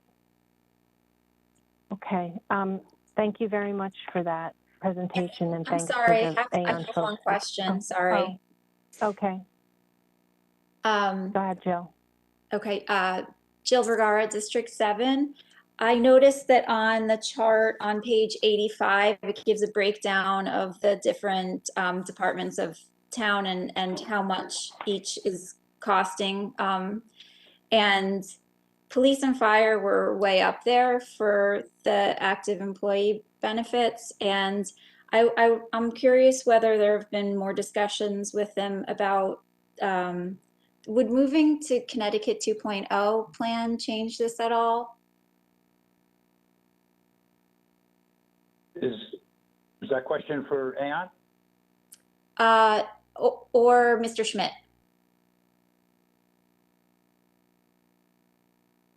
Would it, your question is, would it change it? It would change those numbers. I don't know the details of that, and there would certainly be union issues related to that if we were to try to change that, and that would all have to be collectively bargained. So I see Mr. Hazelkamp popped up on there, so he may have something to add to that. Okay. You're on mute, Jim. Sorry. About a year ago when I started here, I had Aon do a quick analysis of the current state of the partnership. And the long and the short of it at that time was that the cost savings related to moving were flat for active employees. And there was savings with the retirees, but we have more challenges moving the retirees. There's some contractual language that led me to believe that it wasn't clear we could move them to the state Medicare Advantage plans or Medicare Advantage plans generally. That's something we are looking at. But to your question, Jared's correct. It would have to be negotiated. But I did take a look, and it looks to me, originally when the partnership came around, there was big savings for Fairfield County towns. A lot of that's changed because they now surcharge rates in Fairfield County. Oh. Why is that? Because the rest of the state was subsidizing Fairfield County. Basically, they were using one rate system for the entire state, and because the cost of healthcare is more expensive in Fairfield County, the state finally realized, because almost up and down the corridor of Fairfield County, towns moved to the state partnership because there was large savings. So it was because they were subsidizing the cost structures in Fairfield County. Okay. Right. They've surcharged 2 years in a row now. The 2.0 plan for Fairfield. Okay. Yep. Good to know. Thank you. Yep. Any other questions on this item? Representative Iacono. Pam Iacono, District 8. I'm sorry. So we do have the teachers union, the Board of Ed stuff's in the 2.0. So we're paying extra for that. Is that what you're saying? Did I miss that part of the conversation? The Board of Ed is in 2.0. I believe the question was, would it be financially advantageous to Fairfield to move the town into it?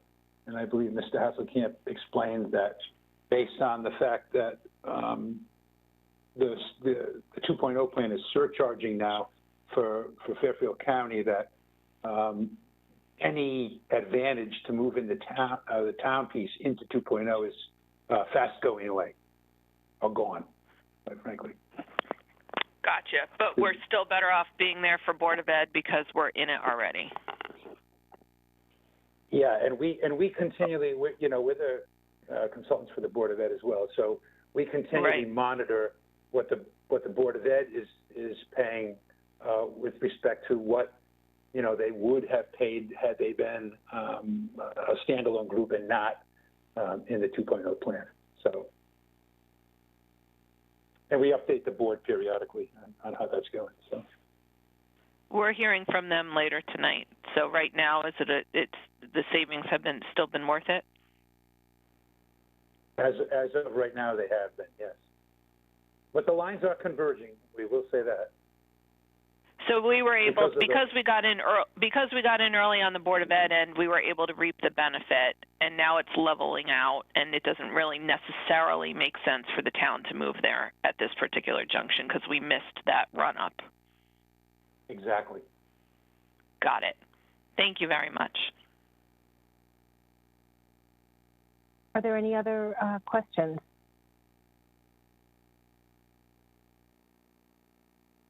Okay, I think not. Thank you very much for presenting on this item. I appreciate it. We all appreciate it. Okay, great. Thank you. Have a good evening. You too. Thanks. Next is Human Resources, which is item 1330 on page 87, and Mr. Hazelkamp is here. I am. Thank you. Hi, Jim. I'll just spend, because there's really, it's like most department budgets, there's not many changes in it. So I'll just sort of highlight where there are the substantial changes. The biggest thing is that we started to put in software. So you'll see that there's an IT software line item, and that really reflects 3 different products. One is for the town's online application system, which we finally installed 3 months ago. So we can finally get rid of the paper applications that we took up until 3 months ago. So we're in the process of finalizing that project. And that's roughly $12,500 for that software. It's called NeoGov. As of today, I got a purchase order for another product called Test Genius, which will allow us to do assessments of candidates for a host of skills. And that software is like $3,500, $3,600. The balance is the placeholder for the time and attendance system that the town would like to put in. I have concerns because it's such a headache, but anyway, we do need a time collection system in the town. So the balance of it is what we expect the licensing fees would be for the time and attendance software. So that's really an estimated number. It's likely in the next 2 months we'll go out to bid for some products, and then we'll have a better idea of the actual cost for that. But that's the main driver as far as change goes in my budget. I'm happy to report this week I hired 2 new people, which is really good because there wasn't many people answering the phones. So we now are fully staffed and expect the new people to be able to assist in moving the department forward. And I can answer any questions anybody might have. Thank you. Does anyone have any questions?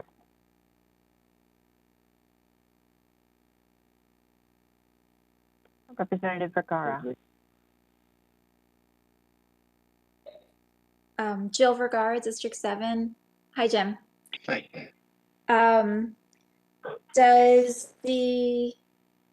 What are the educational what are the educational memberships for? That's it's sort of mistitled. That's really staff development money. So the town never put any staff development money. So there's $6,000 that we've created a staff development committee, and we're going to have the committee make recommendations for training.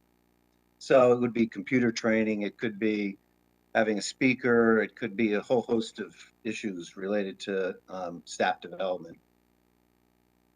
Okay. The risk management fund claims is up a lot by over 21%.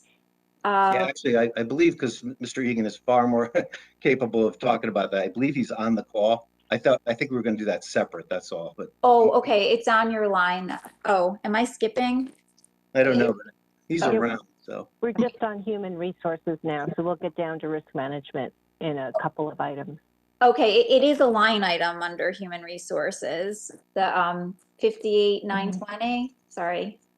Well, if Mr. Egan is here, he can probably respond. Pat, are you on? Supposed to be. Yeah. Send him a text. He was on. Maybe having He's there. I see him. He must be on mute. Pat, you're on mute. Pat, you're on mute. Pat, you're on mute. You have to unmute yourself. I just sent him a text.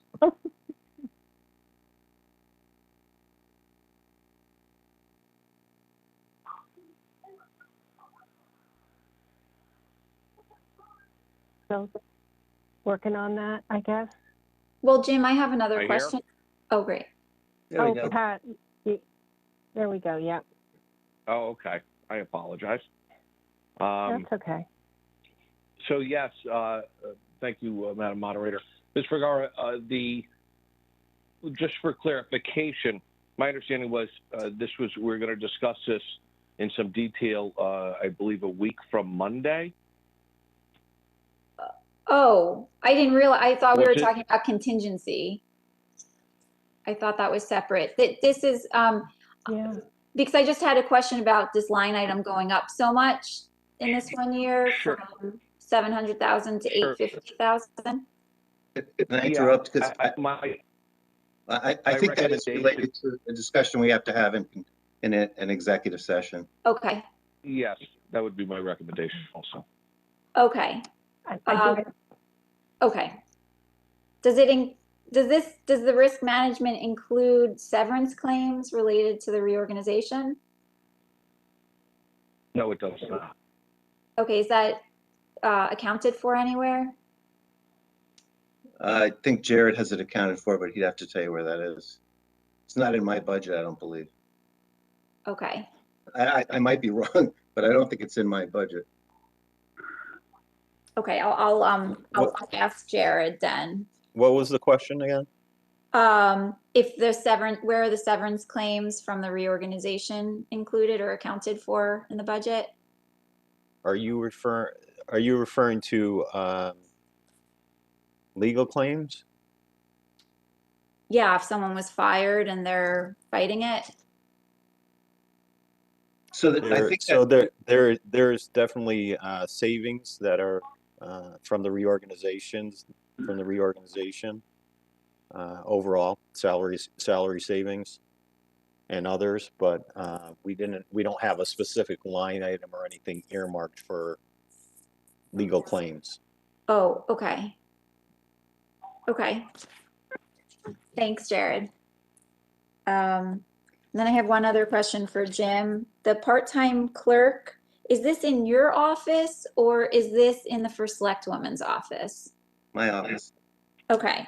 I'm still trying to figure out where the communications person is located in the budget for the First Select Woman. So Jill, I believe I wrote that to you the other day through the moderator. Okay.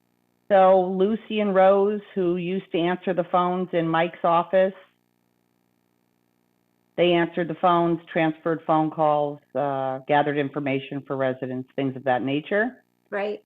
They were both 2 part-time staff members, and I replaced them with 1 part-time staff member and just changed the title and gave that person more responsibility.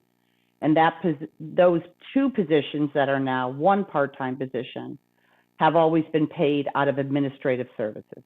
Administrative services. Okay. Thank you. You're welcome. Are there any other questions on HR? Yeah, I said something. Oh, yes, I'm sorry. Rick Madam Brower was going to speak. Yes. Go ahead, Representative Grauer. You might be muted. Yeah, you are muted, Rick. Can you hear me now? Yeah. Yep. Mm-hmm. Okay. Last night, the IT department made their presentation, and they stated that any new software was on their budget, but yet on 53,000 line, you've got 51,000 for software. Is there others? Yeah, there's part of duplicated. Yeah, I mean, I'll double check with. There's part of it's the licensing, and part of it's the software costs. I think this is the estimate for the continuing licensing of the product. Okay. If we could get a clarification on it, it would be good. Yeah, just to be clear, that's only a portion of that line item, but I can send something to the moderator and just clarify that if you'd like. Thank you. Yep. That was all I had. Thank you. Thank you. Any other questions? So we could move to workers' compensation. Mr. Egan? Of course.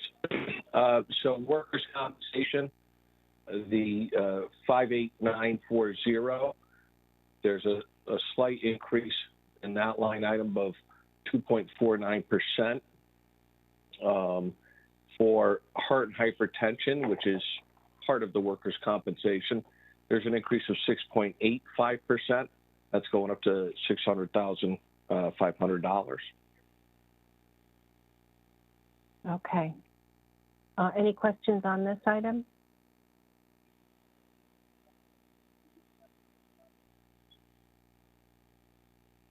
Okay, looks like no. So if we can go to liability, Mr. Egan. Certainly. Liability, yeah.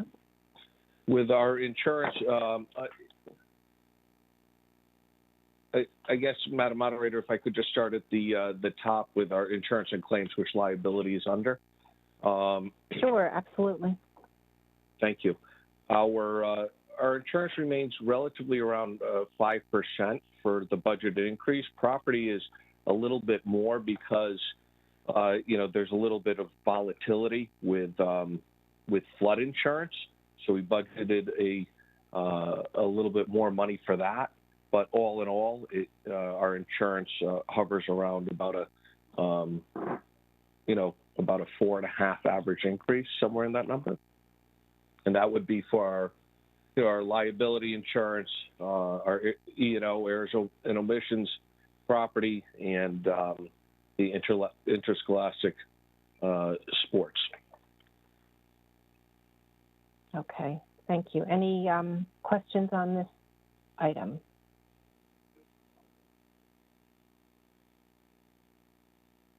Representative Pistilli. Sharon Pistilli, District 3.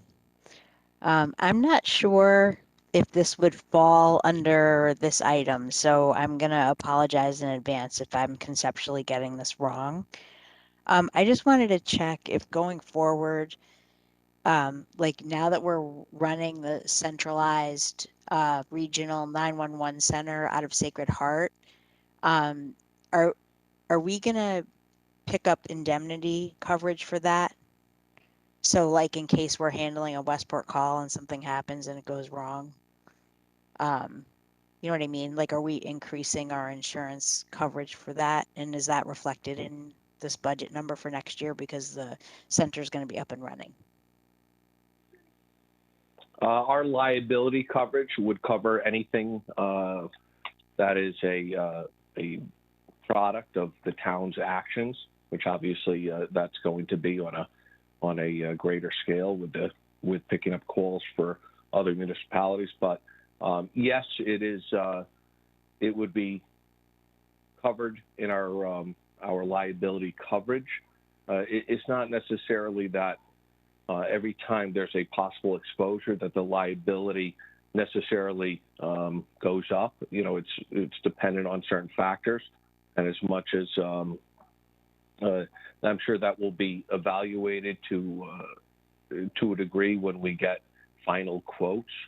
What we do is, we do have a pretty steady, or at least a pretty predictable maximum, and that's what these were based off.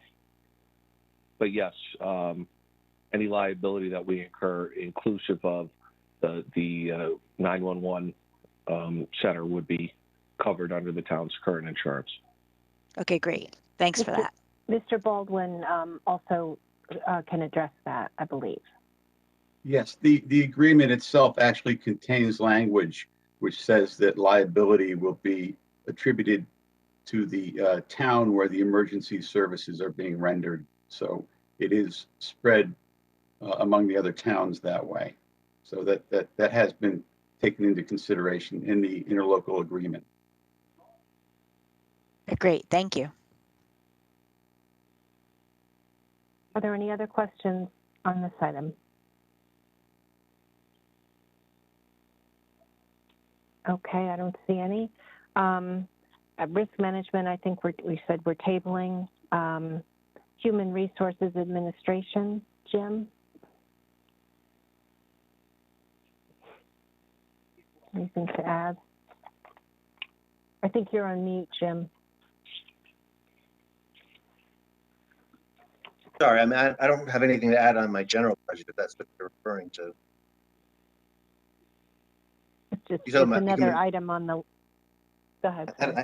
Yeah, I'm sorry. I know that I think there was, is this unemployment in this part? I know I'm supposed to talk about unemployment, which isn't really mine, but I think our schedule isn't jibing entirely with what you want to talk about, but absolutely, please talk about unemployment.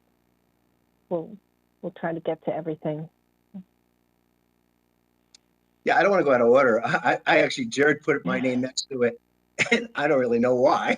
But I can jump in here, Jim. Yeah, I mean, I can speak generally about it, but then Jared can talk about the number. Well, You know, actually, I think I just realized unemployment is down a couple of things. So Human Resources Administration was a line in the presentation schedule, but if you've covered everything, that's good, and we can move to legal if you, unless anyone has any more questions about for Mr. Hazelkamp or Mr. Egan. Okay, I think we're set with that. Thank you. I know you will be back in a minute. That's fine. Mr. Baldwin, next is legal, and that's item 1270 on page 79. Mr. Baldwin. Thank you, Madam Moderator. Good evening, everyone. The budget numbers are significantly increased that you see before you, primarily due to the anticipated number of tax appeals, as well as the ongoing issues that we're dealing with in town matters, which have included COVID, greater oversight of all things legal, including compliance matters, including purchasing matters, contract reviews, and the like. It's been, I feel like I've been running downhill on wet grass and bare feet for the last year, and it doesn't look like that's going to stop anytime soon.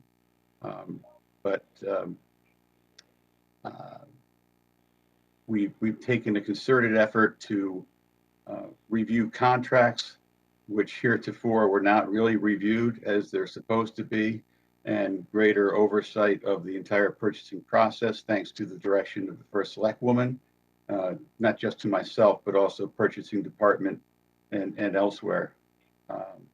Same goes for other areas of compliance, whether it's in conservation or in bidding processes and that sort of thing. So I've been very busy. Obviously, I'm not doing all the work. There are many outside legal counsel who do much of the work, most of the work that comprises of this this budget. Happy to answer any questions. Are there any questions for Mr. Baldwin? Representative Vergara? Hi, Jill Vergara, District 7. Hi, Jim. Hey, Jill. So this represents a 127% increase from FY20 to this request, this proposal. So that's a lot. I understand what you're saying about the review of the contracts, but that's worrisome to me. I mean, 127% increase. What is your hourly rate? It's the same as my predecessors, which is $200 an hour. Okay. And what about Mr. Herbst? Does he do it by hourly, or do we have a contract with him? His firm, Marino, Zabel, and Schellenberg, has a retainer agreement with the town, and they are at the same rate, but it's discounted based on the hours worked. Okay. Was this retainer of a law firm bid out so that multiple firms could bid on this, or did we just go with someone that you were all comfortable with? Absolutely, it was not bid out. Legal services, to my knowledge, have never been billed out according to the town charter. Professional services are exempted from the RFP bidding process, and that's also reflected in the the finance board's purchasing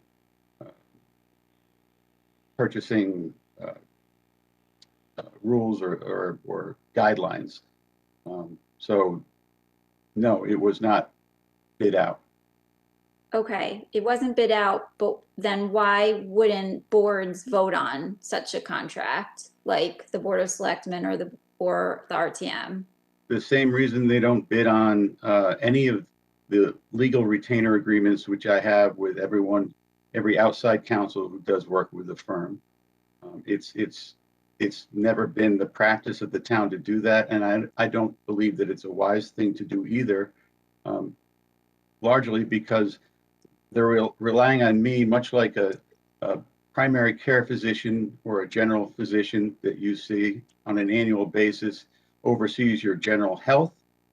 I consider myself to be in that role of a PCP, and I will refer my patient, in this case the town, out to the appropriate expert in the legal field. And that's the analogy I can give you, but it's never been the past practice. You can ask any predecessor that sat in my position that's ever been done. Okay, I would like to see an accounting of the money that goes to you versus Mr. Herb's firm. Yeah, I provided that breakdown not only to, you keep calling it Mr. Herb's firm, but in fact, he's a partner of several. And he's not the only one who's doing work from that firm. David Zabel is retained, and he's doing a lot of labor work for the town, working with Jim Hazelkamp and myself. Barbara Schellenberg is doing a great deal of tax work. We consolidated the solar tax appeals and other appeals that were doled out to several other firms so that they could be handled more efficiently by her in their office. And Mr. Herbst does work in land use for the town. So, but to answer your question, I'd be happy to share that with you. If you want to see the other retainer agreements, I can share those with you as well. I would, and I apologize. It's just that this is new information that I really wasn't aware that Mr. Herbst was involved in town government at all until just recently. And he has said in meetings he's called himself a town attorney. And he has said that he has been helping with conservation, the tax assessor, the reval, and I believe there was one other area that he said that he was helping with. So, you know, I would just really need some clarity on his exact title and the arrangements we have with him. I'll be happy to share that with you, but I'd like to just point out a couple of things. One, he's not a town attorney or assistant town attorney. That may be his own just misstatement or characterization of what he does. He's an outside attorney, like all the others who have been retained. And there are no assistant town attorneys pursuant to the charter because it's kind of an ancient provision. So this is why we go to outside counsel. Okay. But I really would like to see that breakout. Yeah, I personally haven't seen it, and I do want the clarity on what he is in charge of in town. Ms. Beguer, I want to make it clear that he's not in charge of anything, and you. I saw him running a conservation meeting, so that was confusing. You described him as being involved in town government. He's involved in the town's legal affairs, and if that includes advising at a conservation meeting, then so be it. That would be appropriate. Okay, it just really seemed like he was running it, so it was a little separate than just council. I also have a question about just some of the different tasks that you do and you might be charging us for. Do you participate in the weekly updates? Are you charging hourly fees at all for participating in writing the weekly updates that are sent out to the town? No, not unless I'm asked about a legal issue pertaining to whatever the first select woman is writing about. And then oftentimes that will be a brief conversation, and I won't bill for it, but I don't persist in writing that per se unless it touches upon a legal matter. Okay. And what about Mr. Herbst? I don't believe so. I don't know. I can't answer that question, but not to my knowledge. Representative Vergara, I write the newsletter, and I get feedback from each department on their piece of it. Okay, I just would like to make sure we're not paying exorbitant hourly fees for contributions to that. Absolutely not. Those are my questions. Okay, Representative Spalier. Hi, Representative Spoliar, District 4. I'm kind of, some of Representative Vergara asked some of my questions, but I did want to know specifically, do you separate out, I know, we lost somebody on the conservation department recently, and we were told that we were hiring outside consultants, and I assume that that's part of the budget increase here for legal fees, and I just wanted to know if we separated that out as to how much those legal fees are that we're spending on that consultation with conservation while we await hiring new positions. If I may, I think you might be confusing SLR, which is the independent outside conservation consultant that does this work in many municipalities. Mr. Herbst is not associated with them, nor am I. So that's a completely separate line item or area of spending that is not included in the legal budget. If there are legal issues, however, then that's something that I would deal with, and I break out all my fees in very great detail into whatever particular matter it is or department. So that information exists, but I'm not sure what exactly it is you're looking for, but I'm happy to provide it to you. I think where my confusion is I think I read it actually in one of our first select women's letters where the conservation department was reduced in staff, and we were bringing on Mr. Herbst's firm to assist us with that. And so that I think that's where I'm getting confused, where Ms. Vergara was bringing up Mr. Herbst's name, and where we're thinking that there's this overlap in relation to the decrease in the conservation department's position and the increase in the use of the outside firm. Specifically, I had heard that Mr. Herbst's firm was dealing with this. If I could just jump in, I think people, or there may have been some, what I like to call spin on social media regarding my reorganization of the conservation department.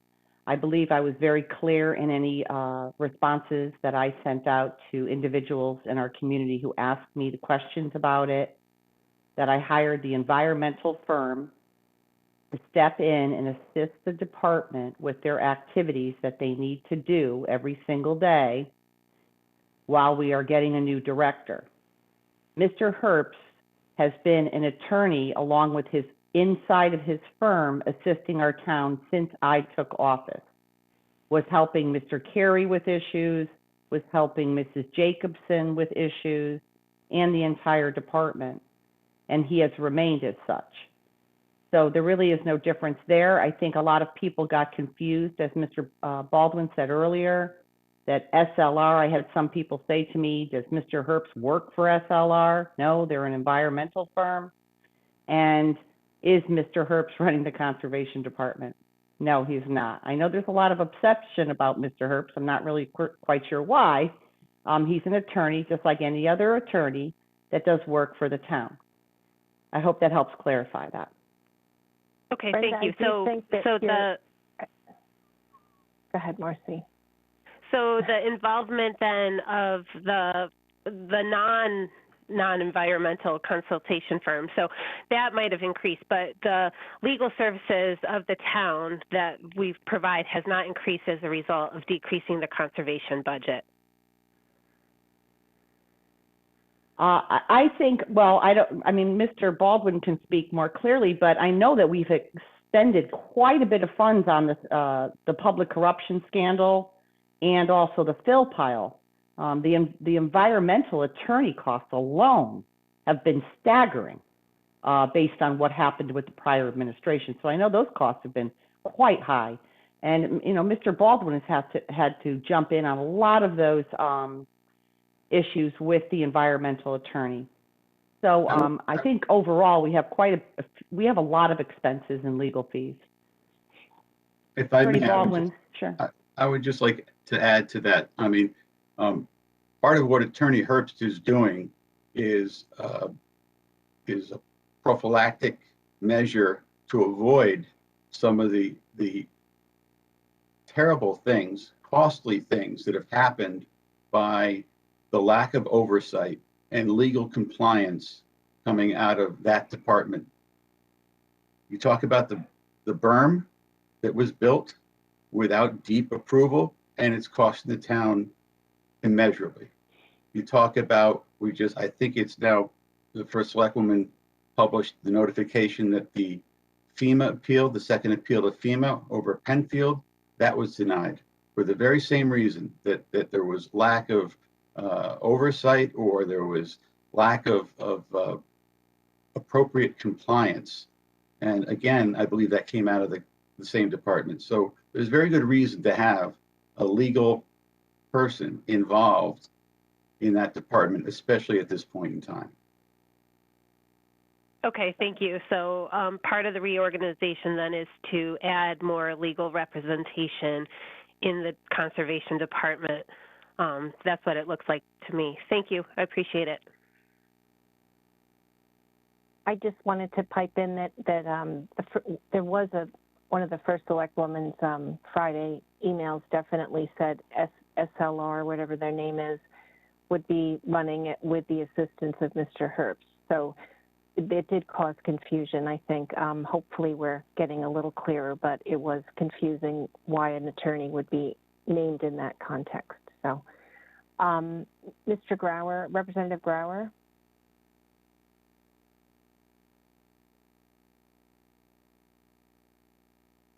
Am I live? Yes, you are. Jim, I had a question. On your $600,000 legal fees, is a portion of that stuck in there with your anticipation of having to defend court appeals on the appraisals? Yes, a large part of the increase, if not all of it, is a result of the reappraisal, the revaluation, and it is consistent with past history. When there have been revaluations in the past, the numbers go up. Do you have an idea? Can you try to pinpoint how much of it is for your anticipation of court cases on that versus other things? Or that might be difficult, I know, but. Yeah, because it's a bit like predicting the weather. We're doing the best we can, but I want to say, Jared, can you jump in on that? And was it 250 or 150? I forget. So if you look at the past years and look at how the budget compares to past years, and again, we can't break it down specifically how much is attributable to that, and there are a lot of different factors in here. You know, we talked really the budget increased in the current year significantly due to, in part, to some appeals cases that will probably be happening over the next quarter, the last quarter of this fiscal year.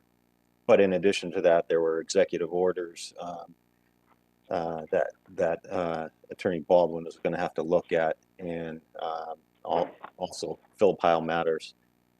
So going into the future, I would probably estimate, somewhere around there, $200,000 related to that, related to the appeals. But it's a ballpark, and there are a number of different factors playing into it. So that's the estimate. It's a budget.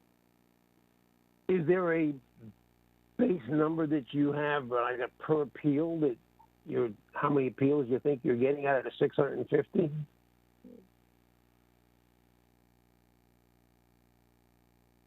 I don't know if I'm live still. So I think the real problem is trying to pinpoint the timing of it.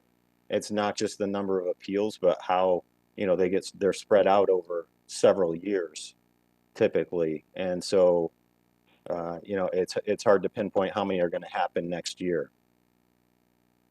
Okay. Good enough. I realize it's a very difficult number to forecast. Thank you. You're welcome. Are there any other questions on this line item? I think we're good. Thank you, Mr. Baldwin. Thank you. You're welcome. The next item is unemployment compensation, number 3150, page 160. Mr. Hazelkamp and Mr. Egan. I can, Madam Moderator, I can address this from a budget talk about the budget numbers, and then Okay. if Jim wants to add something. So we, Sure. you'll see that there was an increase again this year for because the benefits were expanded. The timing of the benefits were expanded to the point where people can now qualify for almost a full year, basically a full year of benefits. But in addition to that, there was a gigantic increase in the volume of people. So this is, we are on track for this budget year to spend what we've put into the budget, and we expect that it'll be about the same we kind of just rolled that number forward to next year, knowing that some of these claims were going to continue into next year, given that the amount of time that they are qualified for benefits has been expanded and extended. Okay, thank you. Mr. Hazelkamp, did you have anything to add? No, not unless there's questions. I agree. This is going to be persistent, unfortunately, for I think the next year, and then I would predict, as long as the virus goes away, that the number of people in the unemployment lines will go down, and the incentive will be reduced. But I think it's prudent to probably keep the number the same as it was last year. We're self-pay, so it's, we do get a reimbursement right now. I don't know how it's working, but we are getting a partial reimbursement from the federal government for some of the additional monies that were put aside beyond the normal unemployment, the supplemental unemployment. I know we're getting some reimbursements for that, but I think it's a reasonable number to put in for next year. Representative McCormick. Just briefly, Karen McCormick, District 2. On that note, Mr. Hazelkamp, mentioning reimbursement from the federal government for the supplement. I guess my question would be, if the federal government is dictating expanding the period of time for which somebody can claim benefits, like going from a 6-month to a 12-month period or something, does the federal government compensate the town in some way for having somebody eligible for, let's say, a double time period or perhaps even longer? Yeah, I mean, in the past they haven't. In this particular last year's legislation, there was I think a 50% reimbursement. But typically, because we're self-pay, when they extend the amount of weeks, the money is the costs are on the town when that happens. In this case, I don't know, I didn't follow the most recent legislation on that, but there was in the previous legislation some partial reimbursement. But the extension of weeks, historically, those costs get shifted to the folks that are paying the bill. In this case, it's the town. Wow, that's pretty significant. All right, thank you very much. Yep. Any other questions on this item? Okay, I think not. Thank you very much, Mr. Hazelkamp and Mr. Egan. Thanks a lot. Have a good night. We'll move on to public safety. First is the police. It's item 4030 on page 175. Chief Calamaris, you with us? Hello, officers.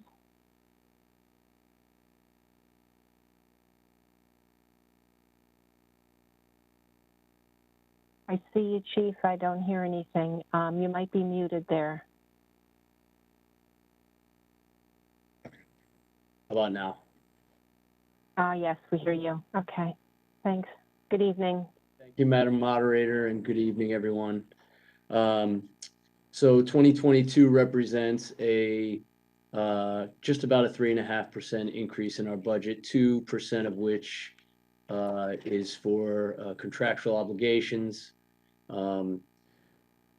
in salary lines, in addition to increases in training costs that relate specifically to the Police Accountability Act, and some additional costs related to information technology to properly investigate computer crimes and things related to information technology.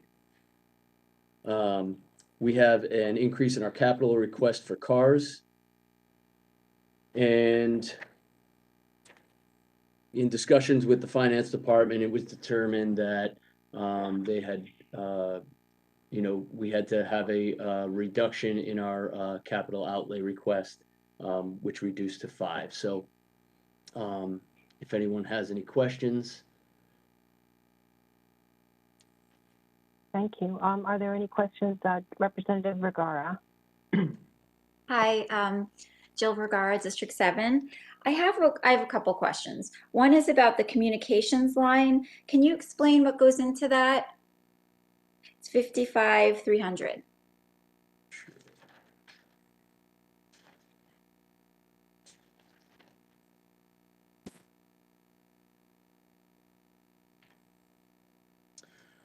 Sure. So every one of our cars has a computer in them. In those computers are modems. So there's a cost that's generated for those modems. Cell phones for the police department and its personnel. Landlines, radio lines. We have and that's the and then in addition to that, some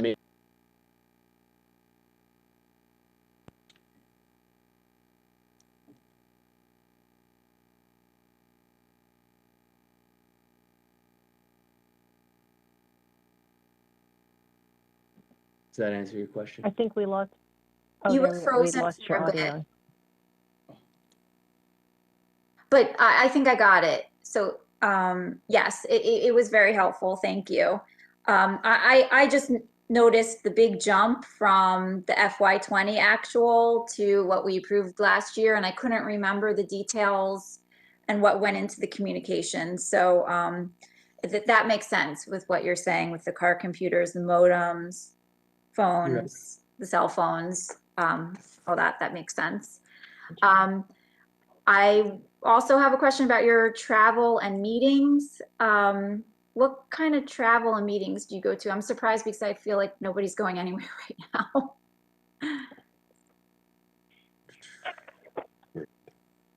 in the end. Yes, very nice. So we went on a training is obviously a huge component of our our I guess operations, and some of those are seminars and additional training that is required for professional development and whatever pertains to law enforcement professional development. Okay, and that's all being done in person. I'm surprised they're not moving it to like Zoom meetings or something like they do for the bar. This requires travel. Yeah, so we have classes like defensive tactics and firearms training that is just a requirement, and we are required to travel and do that. We are fortunate in the sense that we were one of the first to be vaccinated, and that will continue. That is good to hear that everybody's getting vaccinated and things are moving on that way. Thank you. Do you hire any social workers for the department? We don't hire any social workers, but we do have social workers on hand in addition to our behavioral health services and our CIT.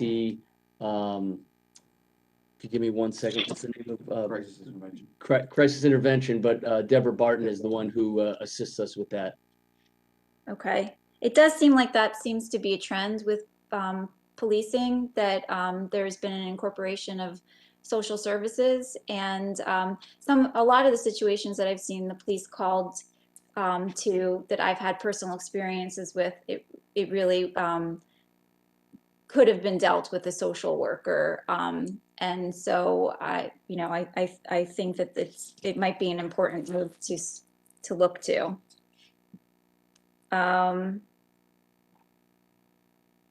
I also have a question about your tasers. How many times do you think tasers are deployed in a year? Roughly about 6 to 8 times per year.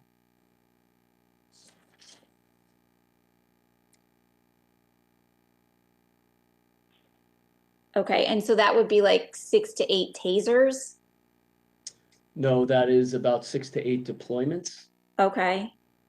Every officer is issued a taser. It is a component to our levels of force that we would be allowed to use within the statutory, the statutes basically. So it is a level of force that we are able to use. And if we're basically with the tasers, you're buying down risk because the next level force is deadly force.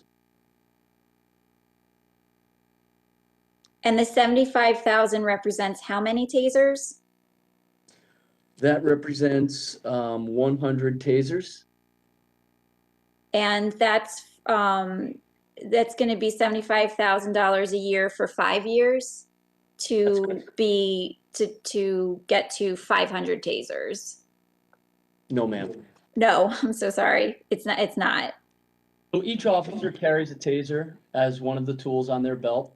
And those tasers can be deployed. There's cartridges that go into the taser, just like you have bullets in a gun. And when you deploy a taser cartridge, the cartridge gets replaced, but the taser is still usable. Okay. So how many tasers are you ultimately wanting to buy over this 5-year period? We are going to buy, or planning to buy, 100 tasers, and there is a software package, a training package that includes training cartridges and on-the-road cartridges, if you will, that are, live, and they will be, we have, 108 officers, so currently 107, and each officer will have a taser on his person. Okay, and I know you've repeated this like 20 million times, and I think I need coffee. I'm just tired. The 100 tasers, that's going to be ultimately $375,000. With cartridges and with some software and training. Yeah, and that includes repair and replacement if there's ever any problems. Okay.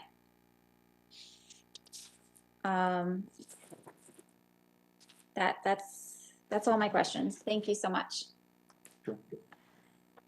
Representative Georgiadis. Hi, Drew Georgiadis, District 9.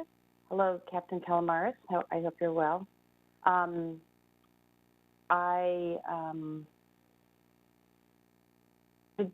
there you are. Okay. 2 questions. Well, one observation. I remember I was at the Police Commission recently, and I noticed in your conference room you don't have an American flag.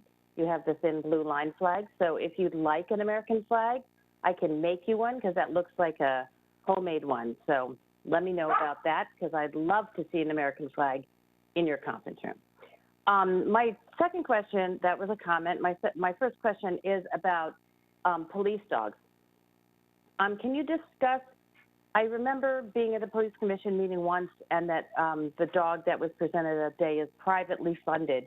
Can you just tell me how many dogs you have, how many are funded through the police department, and how many are privately funded? They are all privately funded. Sometimes we assist in augmenting the training component of the canines, but for the most part, they fund themselves. They are funded by charitable donations, and that includes their vehicles and equipment that they use also. And these privately funded dogs go out on calls, or are they limited to community outreach? No, they are service dogs for the police department. They do tracking, and that is probably and drug identification when it's necessary. How do you feel about having part of your police department funded by private things? There's been a lot of discussion about police dogs, and obviously you're innocent until proven guilty, but if a dog is involved, sometimes there's been a lot of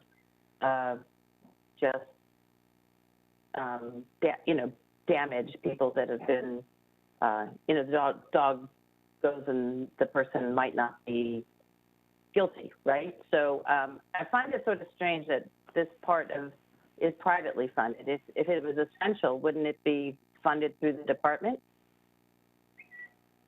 Dogs, the dog program began well before my tenure, and so it's currently they have fundraisers for augmenting the training and the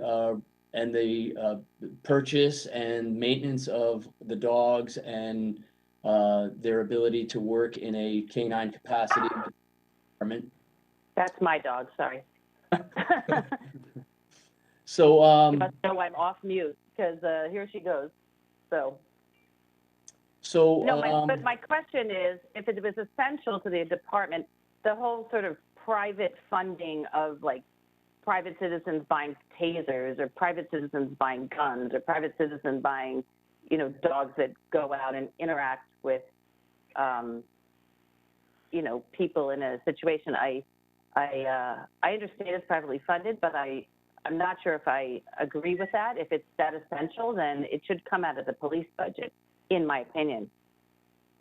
You wouldn't want a private citizen buying a police car or a gun or a taser, would you? Well, no, because they would not be able to use a private police car. So a police canine is used by a trained police officer who is trained to handle a canine.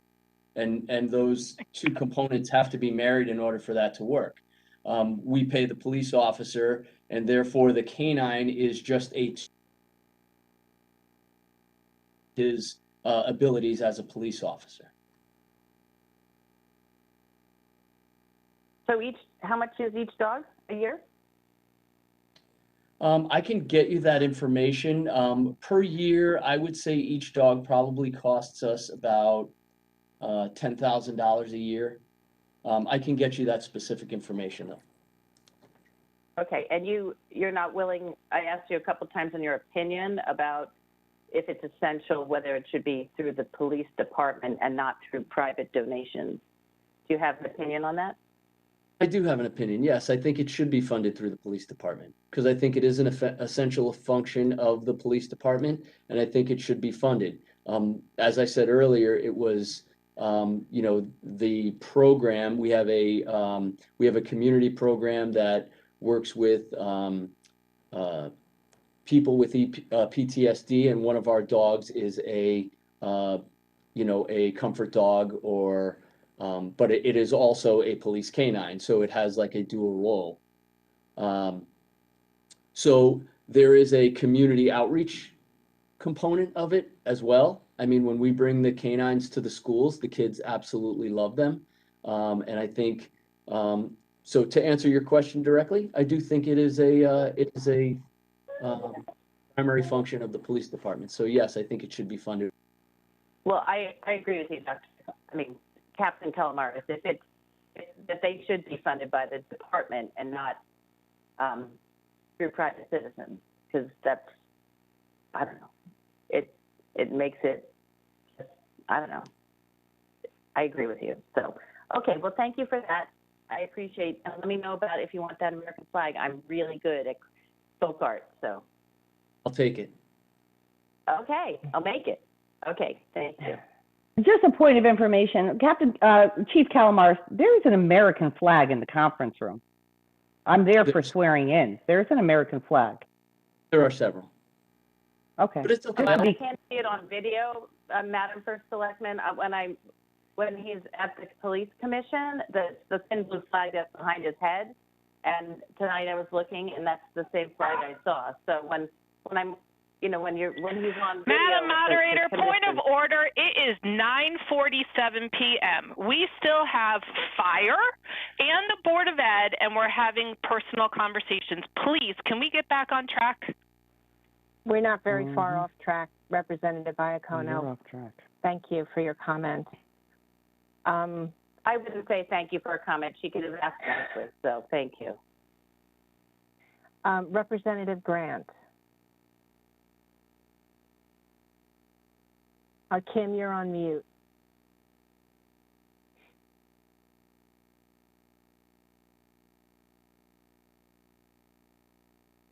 Is that better? Yes. Mm-hmm. Excellent. Oh, you're on mute again. Oh, I'm so sorry. Kimberly Grant, District 10. First of all, thank you so much to you and all of your department for all you've done this year. With everyone home, so many people working from home, the kids roaming the town. So thank you for all your efforts there. Just looking at this, it looks to be approximately $2.5 million in overtime. Not sure what that has to do with. Maybe I'm reading it wrong. I'm just kind of wondering, do you feel properly staffed? Do you feel you have all the officers you need to protect the town, and how you feel best needed? Yeah, so we currently have, we have allocated for 108 officers. We currently have 107, 2 of which are on field training and should be done, I think, first weekend in May. And then we also have 3 at the police academy, and those are new hires. So they are being trained to be police officers, and then they will then go out on go out on field training, and that will take about five months to get them fully.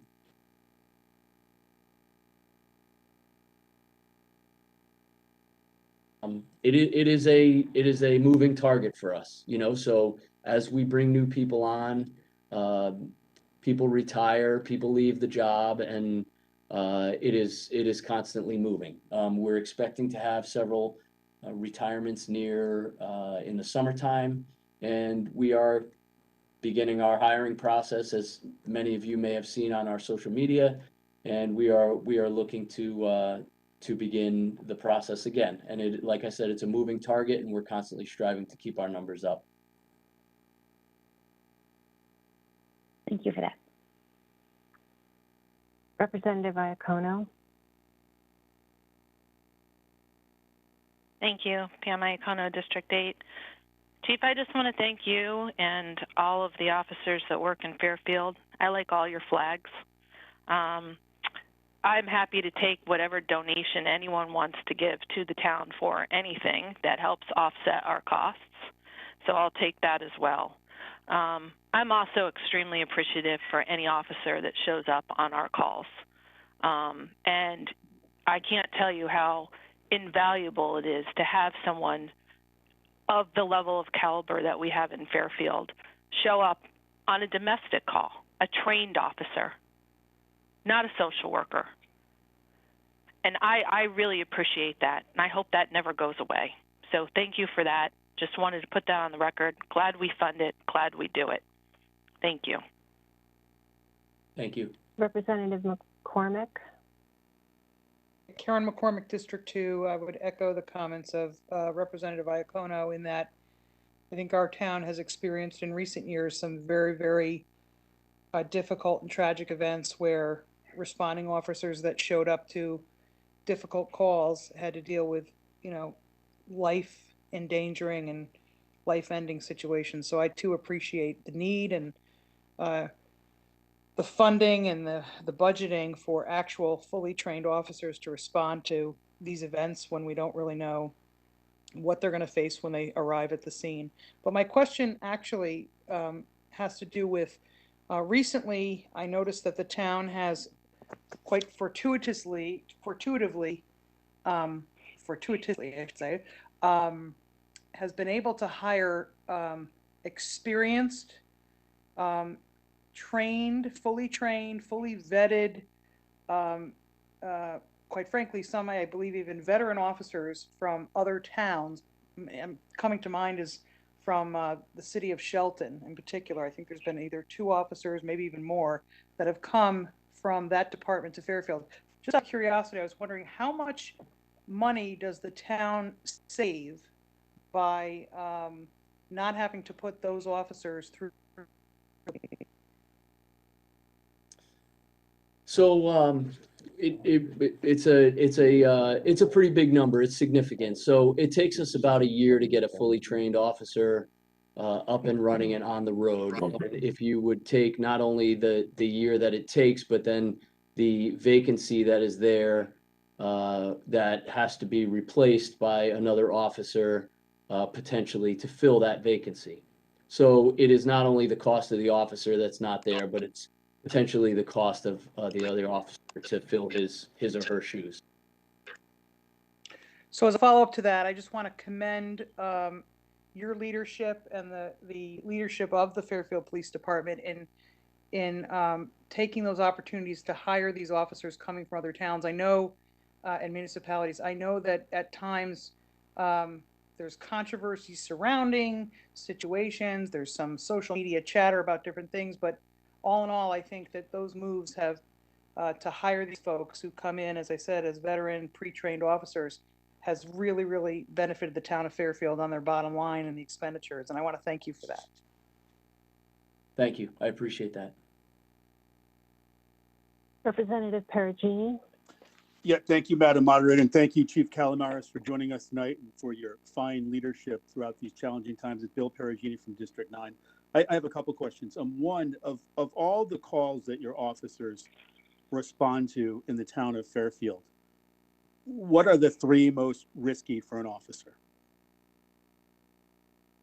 Domestic violence, traffic stops, and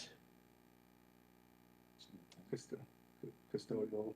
Yeah, maybe custodial arrests or in the process of effecting an arrest. There's that moment in time where people are unsure of whether they're going to fight or they're going to flight. So that's probably the 3 most critical. Unfortunately, due to the training and the professionalism of your officers, I don't think there has been any officer that has been seriously injured in the past 12 months. Is that correct? We've had some officers in the last 12 months. We haven't had any serious injuries. We have had some minor injuries that have put officers out on duty injuries, but nothing significant. But it seems like, especially with domestic violence, and so we heard last night from the testimony that I believe domestic violence is up like 26%. The stalking is up 200%. Emergency shelter situations are up, I believe, 51%. And certainly there's a role for well-trained law enforcement to mitigate the risks to those involved and certainly to the officers to protect our community. Is there a role for somebody of a mental health background or as a social worker? I mean, do you think that they could really live up to what's required to enforce the law and protect our community and all of those involved? if you're asking, should they respond to calls? And you know, I think there's a role for social workers in law enforcement. I think it could be a partnership. We currently work, as I said before, with Deb Barton in our CIT program, and essentially, when we have those who have psychiatric issues or mental illnesses, we do a referral where we will handle the call first, and then we provide them with resources, and then actually respond with the social worker at a later date to provide additional resources and maybe get them some help. So is there a role? Of course there's a role. You know, there are several models that have been discussed and are in use across the United States, mostly participating in bigger cities that have probably a bigger spectrum that they can look at statistical data. I mean, we get about 50-something thousand calls.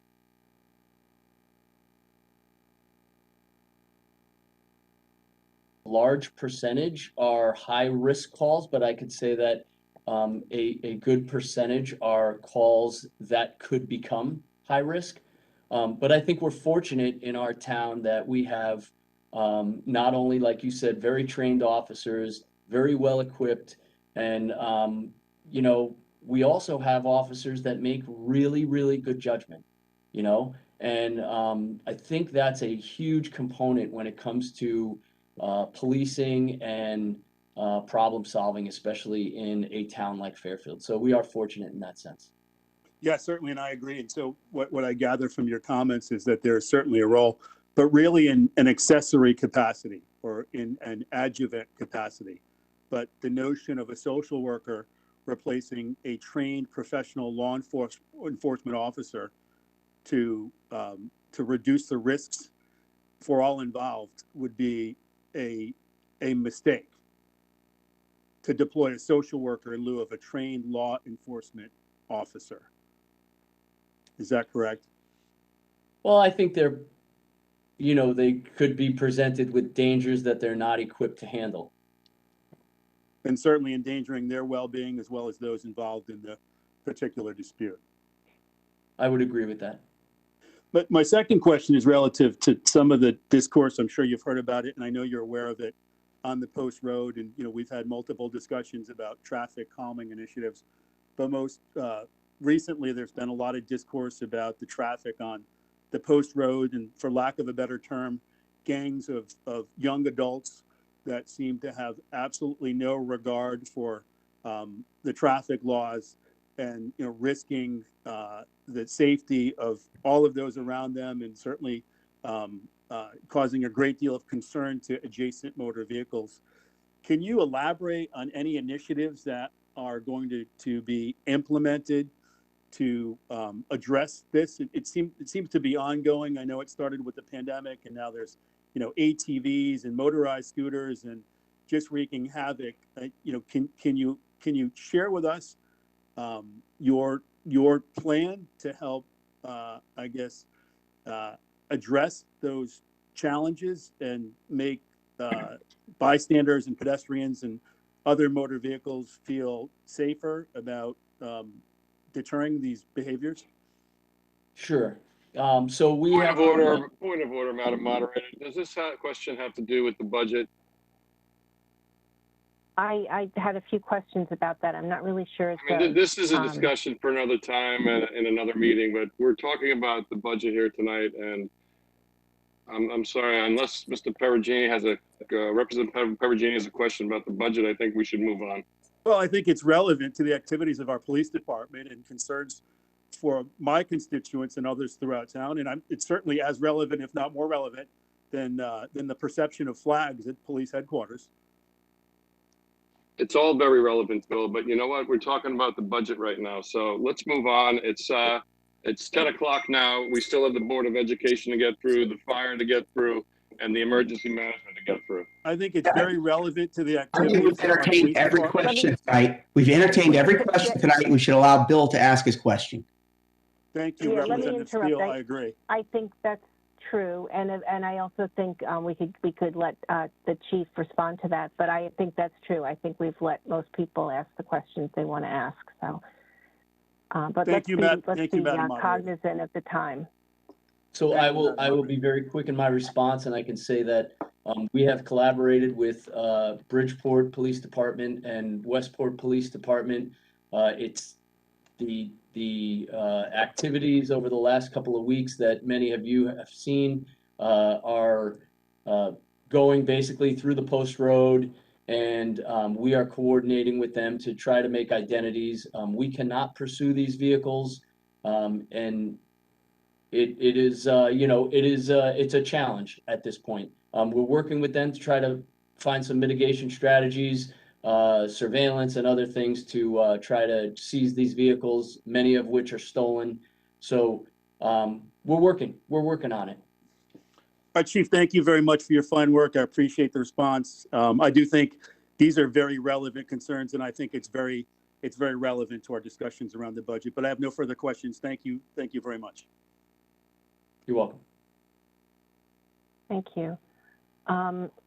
I know Representative Vergara has a question, but because she's been called on before, I just want to see if anyone else who hasn't had a chance to ask a question would like to do so first. Okay, I don't think anyone else. So Jill, please go ahead. Hi. Chief Calamares, I've heard you speak about the importance of traffic safety and wanting to increase the activities that you're doing and to try to help improve some situations that I know that you've been involved in, like lots of neighborhood discussions. And I wanted to see if you could pinpoint budget dollars going towards traffic safety. Well, as you know, we have currently have a traffic unit that focuses on specific problem areas within the town.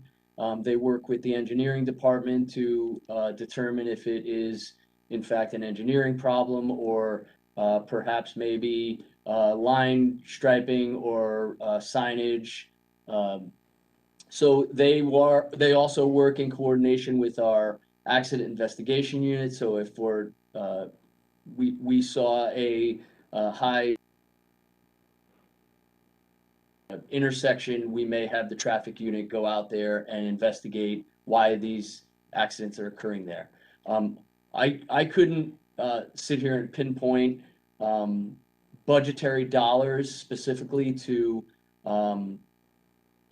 what the traffic unit costs. I can say that we do receive quite a bit of grant money from the state that relates to distracted driving enforcement, seatbelt enforcement, driving under the influence enforcement, and those grants sometimes are 100% or sometimes 75% in kind and support our budget to put officers out there to enforce the roads for those particular waves of enforcement. Okay, thanks. Because as you know, this is a big issue for most constituents. It's probably the #1 thing that I hear about is sidewalks, crosswalks, traveling safety for their kids to school or for them, pedestrians. So I just would like to make sure that, and I've heard you speak about it publicly, that you would like to focus more on it, which I really appreciate because I do think that there is a need there. And I hope that there's a corresponding dollar to that, and that we're putting the dollars that we need to that. I also had a question about the revenue going up.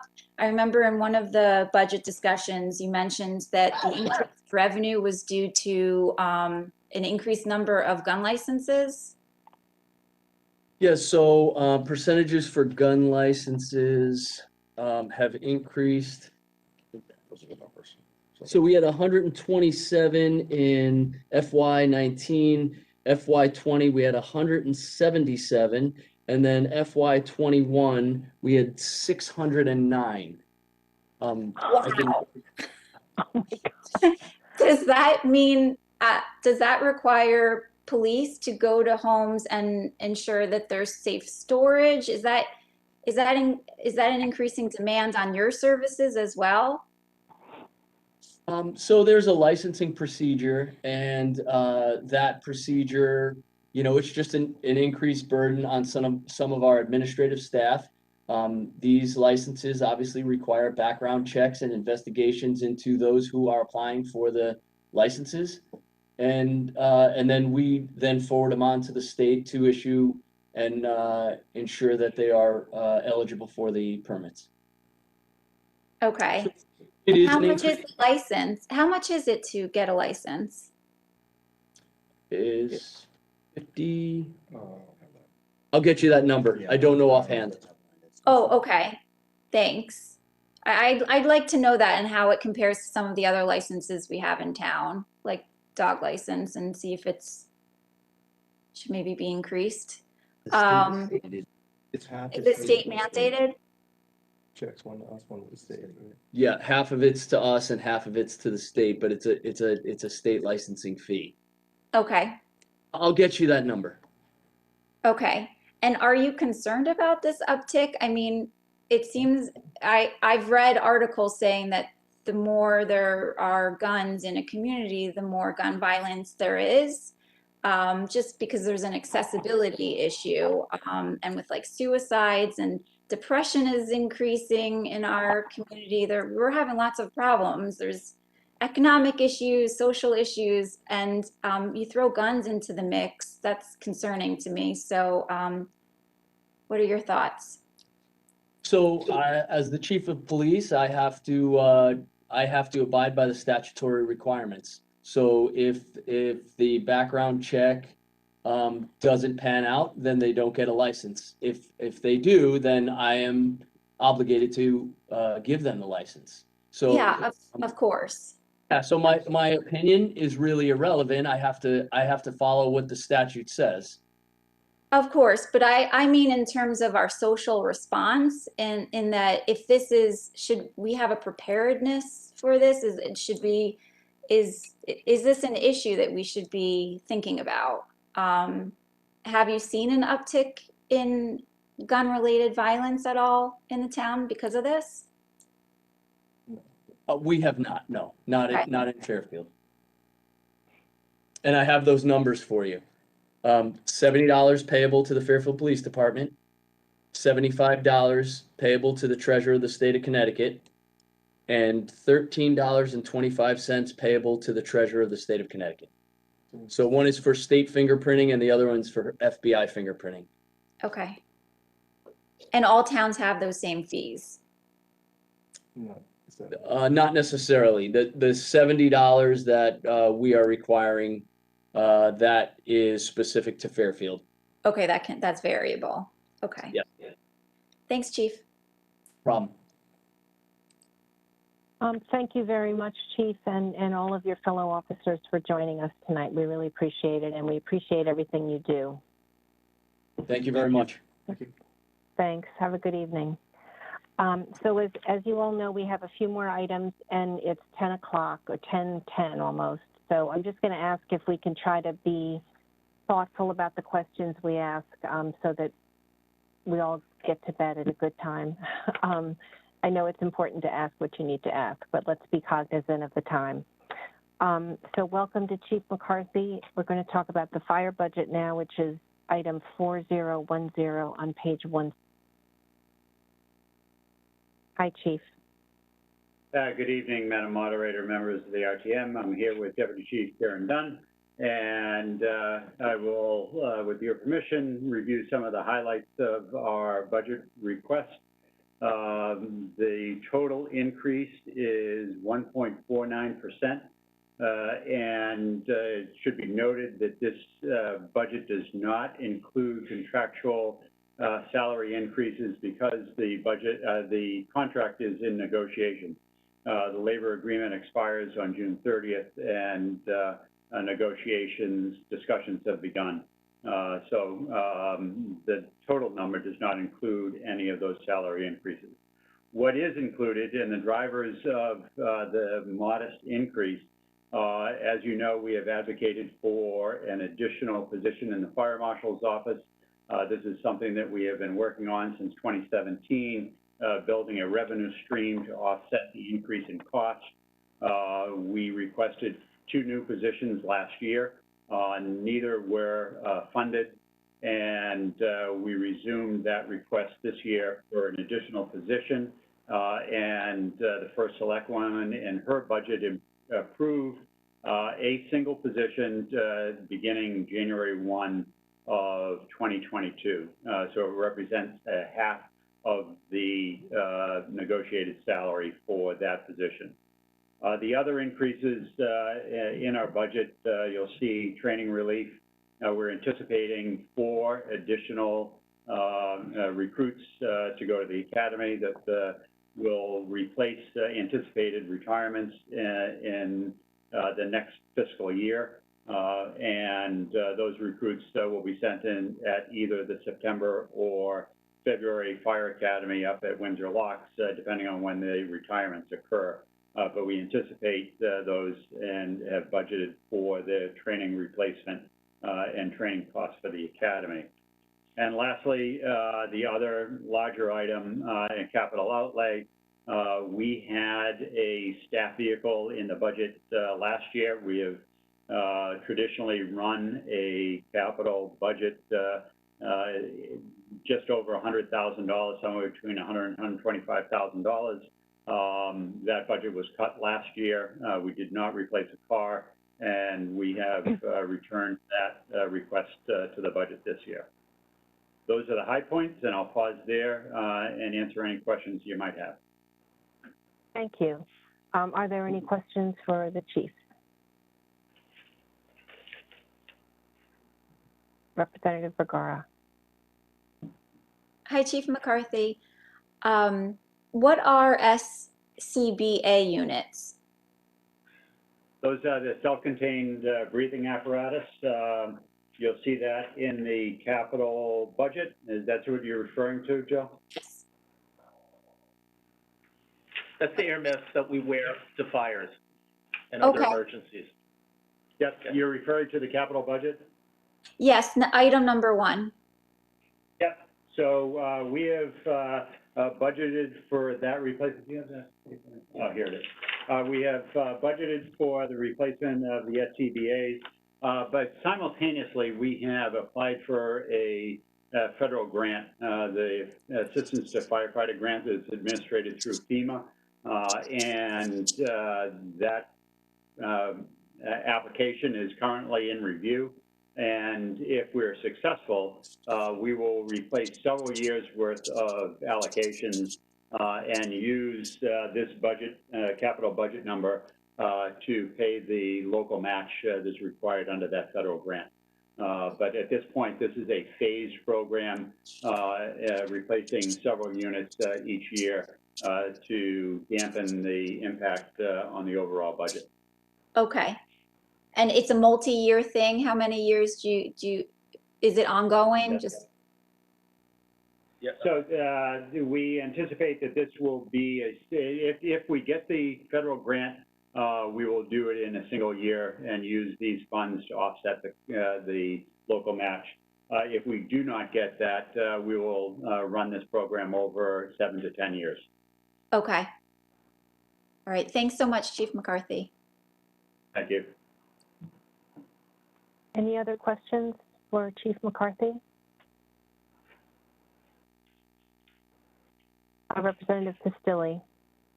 Hi, Representative Pistilli, District 3. I don't have any questions, but I did just want to say thank you, on behalf of everybody, because it was such a difficult year in general on all of our first responders. So I just wanted to give some gratitude for everything, all those who serve our town. Thank you.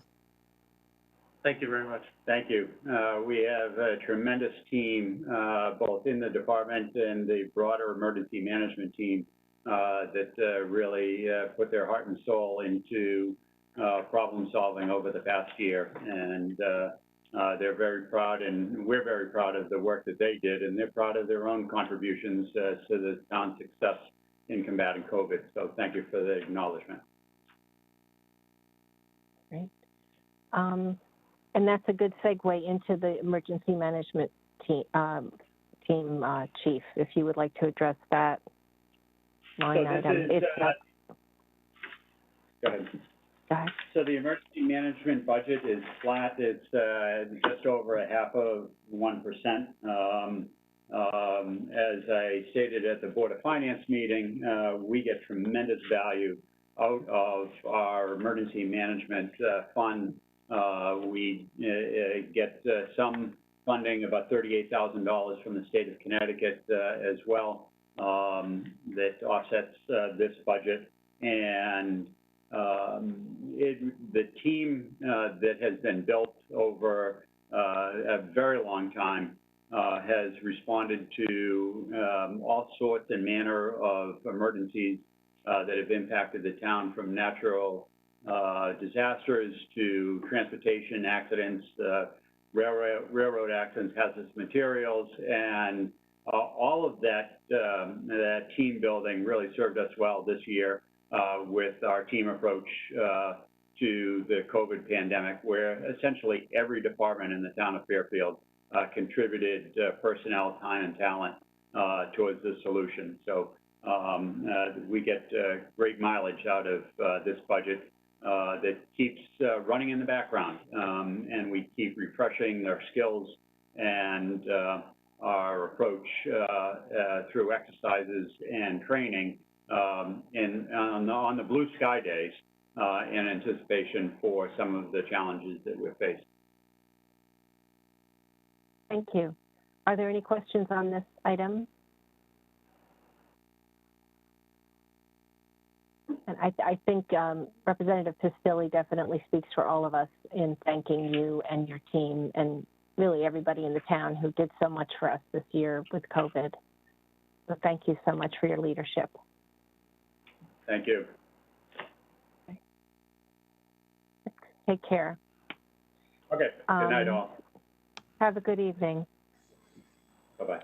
So now we can move on to, last but not least, the Board of Education. This is item 8010. We have our book on the budget. And Superintendent Cummings, good evening and welcome, and thank you for waiting so long. Good evening, everyone. Thank you for having us. I'm joined tonight by the Chair of the Board of Education, Christine Vitale, as well as our executive directors. We had prepared a PowerPoint presentation for you, but it's probably about 20 minutes. So given the hour, if you want, we can go right into the questions. It's certainly up to the RTM. And I could send that PowerPoint to you for distribution if you wanted to. That would be great if you wouldn't mind. If you send it to me, I'll send it around. I certainly will. I think that would be great.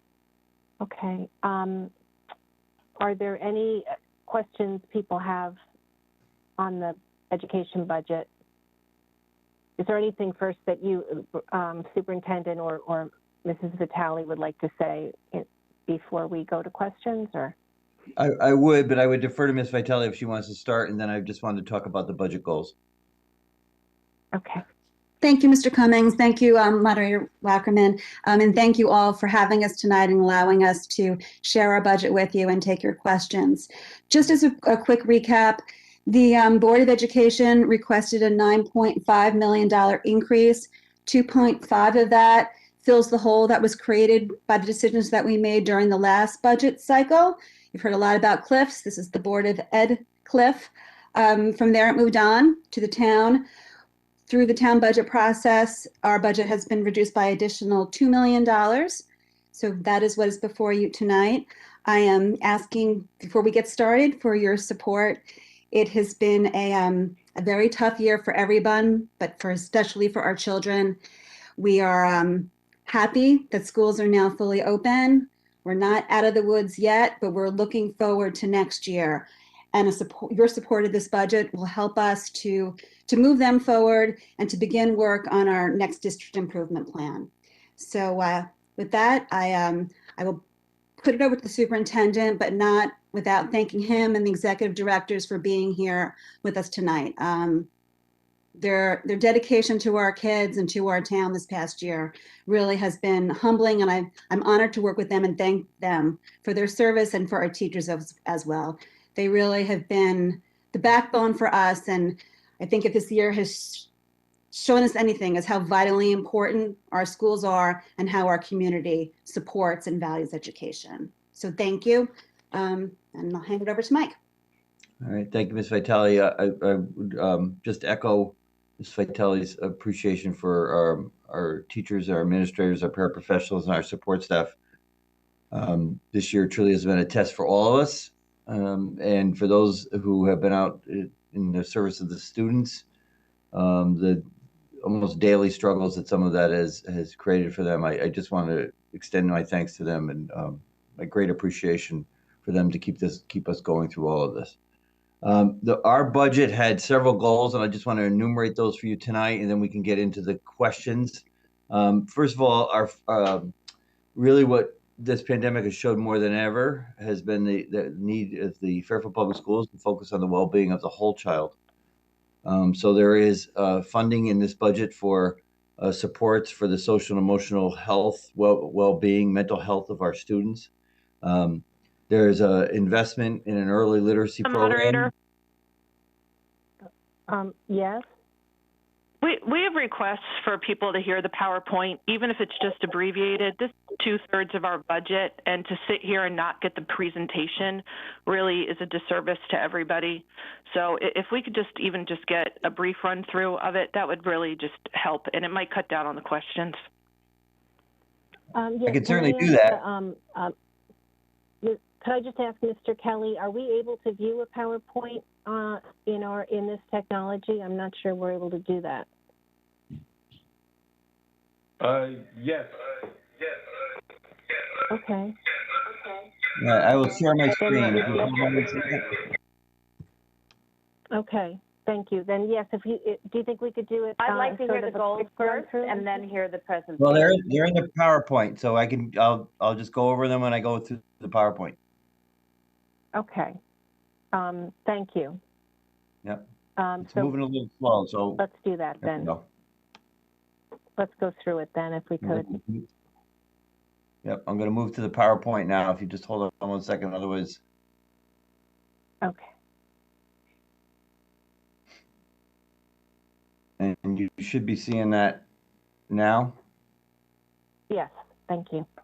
Okay, good. All right, you're welcome. It's just taking a second here to load. Okay, it should be on your screen now. Mm-hmm. Okay, good. All right, so really quickly, as Ms. Vitale said, certainly the past year has shown that despite the differences in whether we should be open or not open, and hybrid or remote, full in person, the commitment of people to the passion of people to the support of the Fairfield Public Schools has really shown through, and the value that people place on the school system in our town. So this year, despite the many differences of opinion, that support for the Fairfield Public Schools and what it brings to our students and children has been clear. Here are the goals. I started to talk about these. Really, I'll go through these really quickly. Again, investing in social and emotional learning for our students, investing in early literacy. There's a small budget item that really is about the promotion of racial equity. But we will talk more about that, and we can certainly talk more about that in terms of the other efforts we can undertake that do not have a cost. Identifying and addressing learning gaps more than ever. This is a concern. Given the interruptions in instruction that have taken place over the last year, the continual commitment of the Board of Education and the school system to improving air quality and restoring funding to our schools. 3 years ago, we reduced the per pupil allocation to our schools. This year, we brought that back. We wanted to make sure that our schools, our teachers had some more control over the funds they need to effectively manage instruction in their buildings. This is just a quick overview of our student demographics, which I will send to you. I want to spend just a moment on this slide, and this slide will reappear in a different form on slide 9. But essentially, one of the things that we've been questioned about is how we have a increase in staffing in FTE when enrollment has either remained flat or decreased. And really, so much of that is dependent on the changes in the special education population. I want to be really clear here that this is an explanation. This is in no means intended to assign any blame for any group of students. That this is our responsibility. It's our to support the needs of all students, but the needs of students has become increasingly complex over the last few years, and you can see that in this chart. What essentially you're seeing here is that both the number of students who require special services has increased, and the number of students who require who have complex learning needs and require multiple levels of service has increased. So what you'll see on this chart is the area of disability, and from 2014-15 until the current year, what has changed in the categorizations there in those numbers of students. Again, the real change is both in the number of students and in their the areas of disability and the complexity of those disabilities. And again, I'll return to that slide, to this information in slide 9. This is our enrollment projection. You'll see that the elementary enrollment, which is in red, is at a low level now, but is projected to increase. We had our enrollment updated in October, and that is the further information on that is in your budget book. You'll see a decrease in the high schools over the next decade, middle school remaining relatively steady. So in upcoming years, there will be some opportunity for reduced costs in our budget due to FTE decreases at the high school level. Just quick overview on historical budget trends with the average increase over the past year is 2.79%. One of the things we wanted to point out here, there was a slide shared by the town that we just wanted to issue a correction on. The per pupil, these are the numbers drawn from the state reports. So this is the per pupil as drawn from the state reports over the both in 11-12 and then 2021. And you'll see that our town appropriation has remained relatively consistent with the student enrollment over these years. And again, we feel very well supported by the town in our budget request.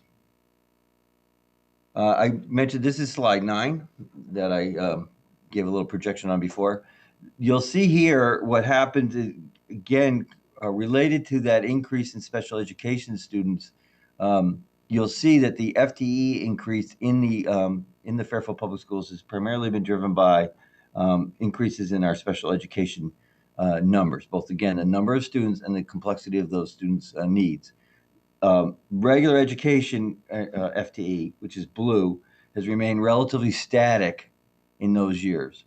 And again, the increase has been driven by special education. On the next slide, you'll see a breakout of what has occurred over time.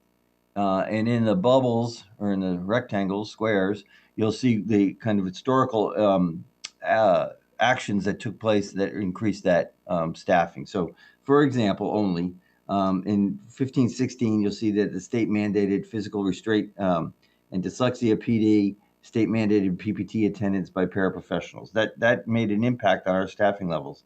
That same year, in 15-16, we increased the elementary world language program to grade 3, and we hired 1.2 elementary teachers, and we had an increase in enrollment, and we had to increase our staffing at the high school. So again, I will send this to Ms. Wackerman, and she can share it with all of you, but you can see that over time, what we try to do on this slide is attribute any increases in FTE to changes in that were either program improvements in the school system or requirements in response to the learning needs of students. Really quickly, there's a couple slides here on targeted enhancements, and we can answer further questions on these if you so wish. We have an early literacy academy this year. One of the things that we're trying to do with this early literacy academy is head off the concerns we have with a growing number of students who identify as dyslexic. Our goal is, by increasing capacity of our staff to identify those needs early, to train staff to address those needs, we'll be able to reduce outplacements of students and in the long term save the district and the town funding money. We have a concern. We want to reallocate staff to support our elementary students. We have had a long-standing request from our elementary principals to increase social work staffing at the elementary level. And this increase would give each of the schools, 9 of the schools, I should say, an additional teacher, social worker, 1 day per week. So that's an increase in response, certainly exacerbated by the pandemic, but I will tell you, as long as I've been in the district, this has been a concern of the elementary principals. And as I mentioned earlier, the teacher residency program is a state program that is a state-driven program to increase minority recruitment by local school districts. This is a relatively small budget expense, and we hope it will even go smaller as additional funding becomes available from the state and perhaps federal government. But this is the one program improvement in the budget that is linked directly to the racial equity goal. Teacher stipends, these are all attempts to reduce additional costs. So the physical management training, we currently contract out for that. We want to bring it in-house. This will reduce costs and also allow us greater flexibility in training people as they are hired. Our 2 high school special education liaisons and our SRBI liaisons are, the goal is to improve instructional supports early for high school students who require additional support in reading, math, and in the content areas. And they will become part of the leadership teams at each of the high school. We have implemented a preventative maintenance program for air quality in the district. That is part of our budget, not only increasing the air filter capacity, but also implementing a PM program that will include regular inspections of all of our air quality and air handling systems. Very briefly, you will see in our budget that the 2 major issues highlighted here in yellow, operations and maintenance of buildings and transportation. Those are the 2 areas that were impacted by the non-lapsing fund, and fund money was put into those accounts, taken from those accounts, from the current 2021 budget, and put into the non-lapsing fund. And that funding has been restored to level in the proposed 21-22. So that's why those accounts are higher than they would be in a normal year. And we'll show that in the next slide. So this slide compares the 21-22 proposal with the 21-22 impact. And you'll see here again in yellow, those 2 categories, they represent 1.56% in, as Ms. Faisali said, to kind of fill in the hole that was created with the non-lapsing. But if you take out the monies that were put into the non-lapsing and even that out, they'd actually only equate between the 2 of them a 0.17% increase. And our budget effectively is 5.19%, but without that making up for what was put into the hole, our budget request is actually 3.76. And again, this is another way of looking at it. The major drivers in our budget are highlighted in yellow. Again, operations and maintenance and transportation, staff salaries, of course, and benefits. The other major areas of our budget, from capital on down to dues and fees, only add up to 0.71% of our total increase. So as we look at possible reductions, knowing that we really can't make any reductions in transportation, knowing that we really can't make any, we don't want to make any changes in operations and maintenance. We want to maintain the infrastructure of our district. The impact of the salary decreases, the budget decrease will likely fall on staff salaries. Just a quick overview of the budget together, the 3 years put together, the 3-year average annual expenditure, and again, you can look at, we've tried for months to graphically represent how the non-lapsing account should be represented and that whole should be represented as we bring it forward. And that is the end of the budget presentation tonight. So I will stop sharing my screen and be happy to answer any questions. Thank you. That really was very helpful to have that presentation. I appreciate it. Of course. Yeah. So does anyone have any questions?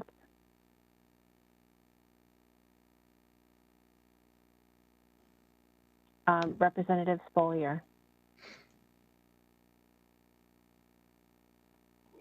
Hi, Marcy Spolier, District 4. Thank you very much. I just want to say thank you so much. It's been a really tough year, but we really admire all the work that's been put into it by everyone. I do have some questions regarding the staffing. Just the teacher staffing on page 50. It looks like that for year 2021, we were budgeted for 882 staff members, and we only actually used 848 staff members. And then next year it goes back up again to 885. Can you tell me like what the difference in those staff members are? Is that because the remote learning staff isn't included in there, or is it because there were people that we didn't need as many because people left the school, or what's that difference in the actual amount of staffing of teacher staff that we used? I'm going to see if one of our, perhaps Ms. Montsell or Ms. Deasy can respond to your question. I'm sorry, I didn't hear what page you were on. Can you repeat Page that? 50. 50? Yep. And it's right above the certified support staff.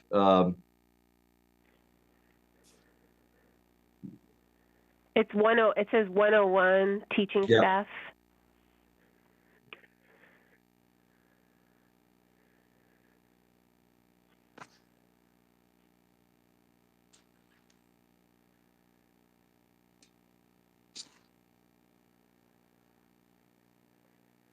I'm sorry, what page was that again? 15? Page 50. No, page 50. 50. In the budget book? Yes. Yes.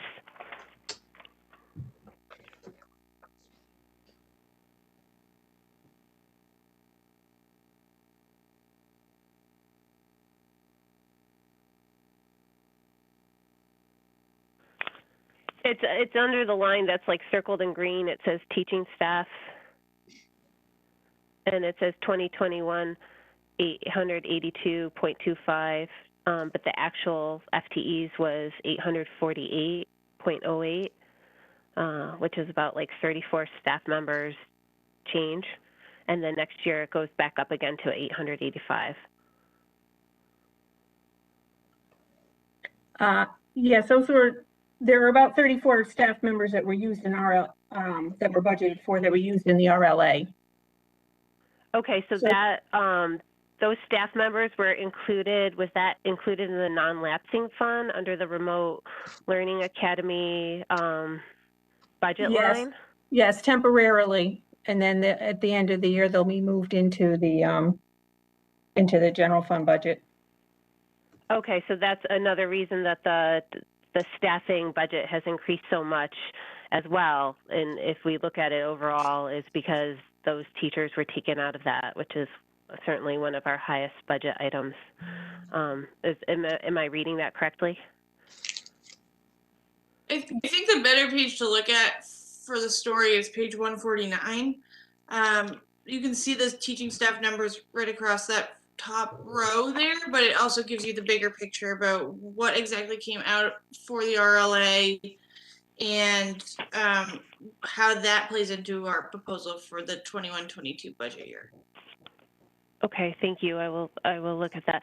Do we have any teachers on leave that will be coming back next year, and how does that affect the people that we've hired to take over their positions? I know we were looking for lots of teachers this year. We were short in staff. Did we hire teachers permanently that won't be with us? We won't need them next year because teachers will be coming back that have seniority or union rights. Sure. So I'm Colleen DC. I'm the executive director of personnel and legal services. I'm sorry I didn't introduce myself at the beginning. So yes, we have had teachers on leave who we do anticipate. Many of them are already coming back or have come back over the course of this year. We've had some other folks go out who started the year with us. So it hasn't been by any means a stable number. It's been a constantly changing number over the course of the year.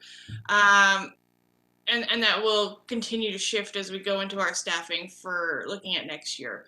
But to answer your other question, we do have several long-term subs or teachers who are on one-year contracts who are aware that this is a short-term assignment and that their service with us will be fulfilled at the end of this year. Okay, thank you. And just one more question, and then I'll let others ask. Can you answer my question about summer school? I know it says, and specifically under the revenue line, I think it's on page 9 of the budget book.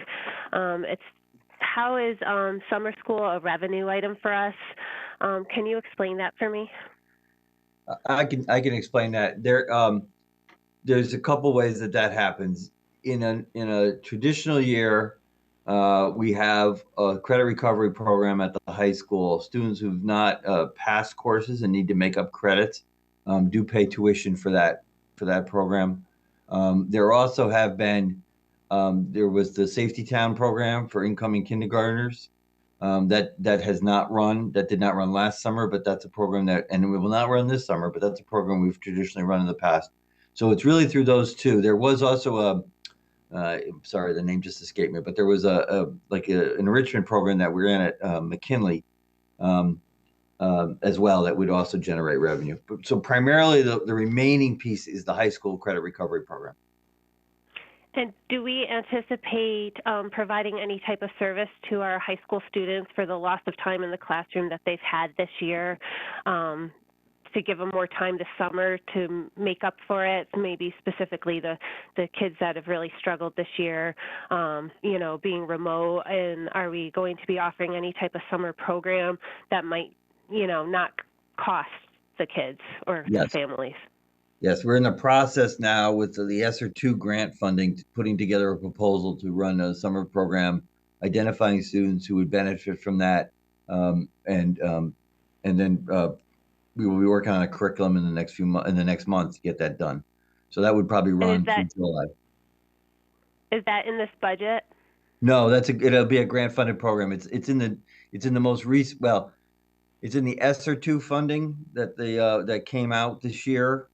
And that grant application is due at the end of the month from us to the state. Okay. Thank you very much. I appreciate everything. You're welcome. Representative Ruggiero, you had asked a while back that you had a question. Do you still have a question? I do have questions. I was asking, actually, I wanted to see the presentation. So that's why I had asked for the presentation. So I think Pam spoke on that and I've seen it. But I was going to get in line, but I can ask my question now if you'd like. Yes, because you asked early on, so go ahead. Okay. I just want to understand, so we have a budget increase, as we've been discussing here, for the town and taxpayers, and this represents actually 50% of that budget increase. So I'd like to understand, when I listened to the Board of Selectmen, they talked about an audit being done, an independent audit to do a grounds up budget. I'd like to understand what the status is of that and when we could expect the results of that. We are not funded to do an audit, ground up audit of the operating system of the Fairfield Public Schools. There was one done about 10 years ago. The information on that, all those audits and responses to that audit are available on the district website. At the Board of Selectmen meeting, there was discussion about possibly both the town and school system engaging together in an audit, but there's been no funding set aside by either of us for that. So that's a conversation still to be had. Okay, thank you. I appreciate that. Representative Steele. Hi, Jeff Steele, District 2.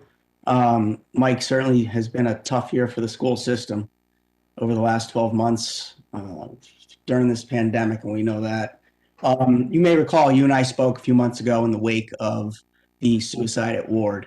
In the budget, through this $2 million increase that we're looking at voting on, what is the net increase or decrease in mental health workers, whether they're psychologists, social workers, counselors, for the middle school and high school? Is there an increase?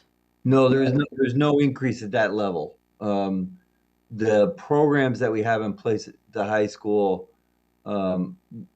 what we've done, we've increased the support at the elementary level.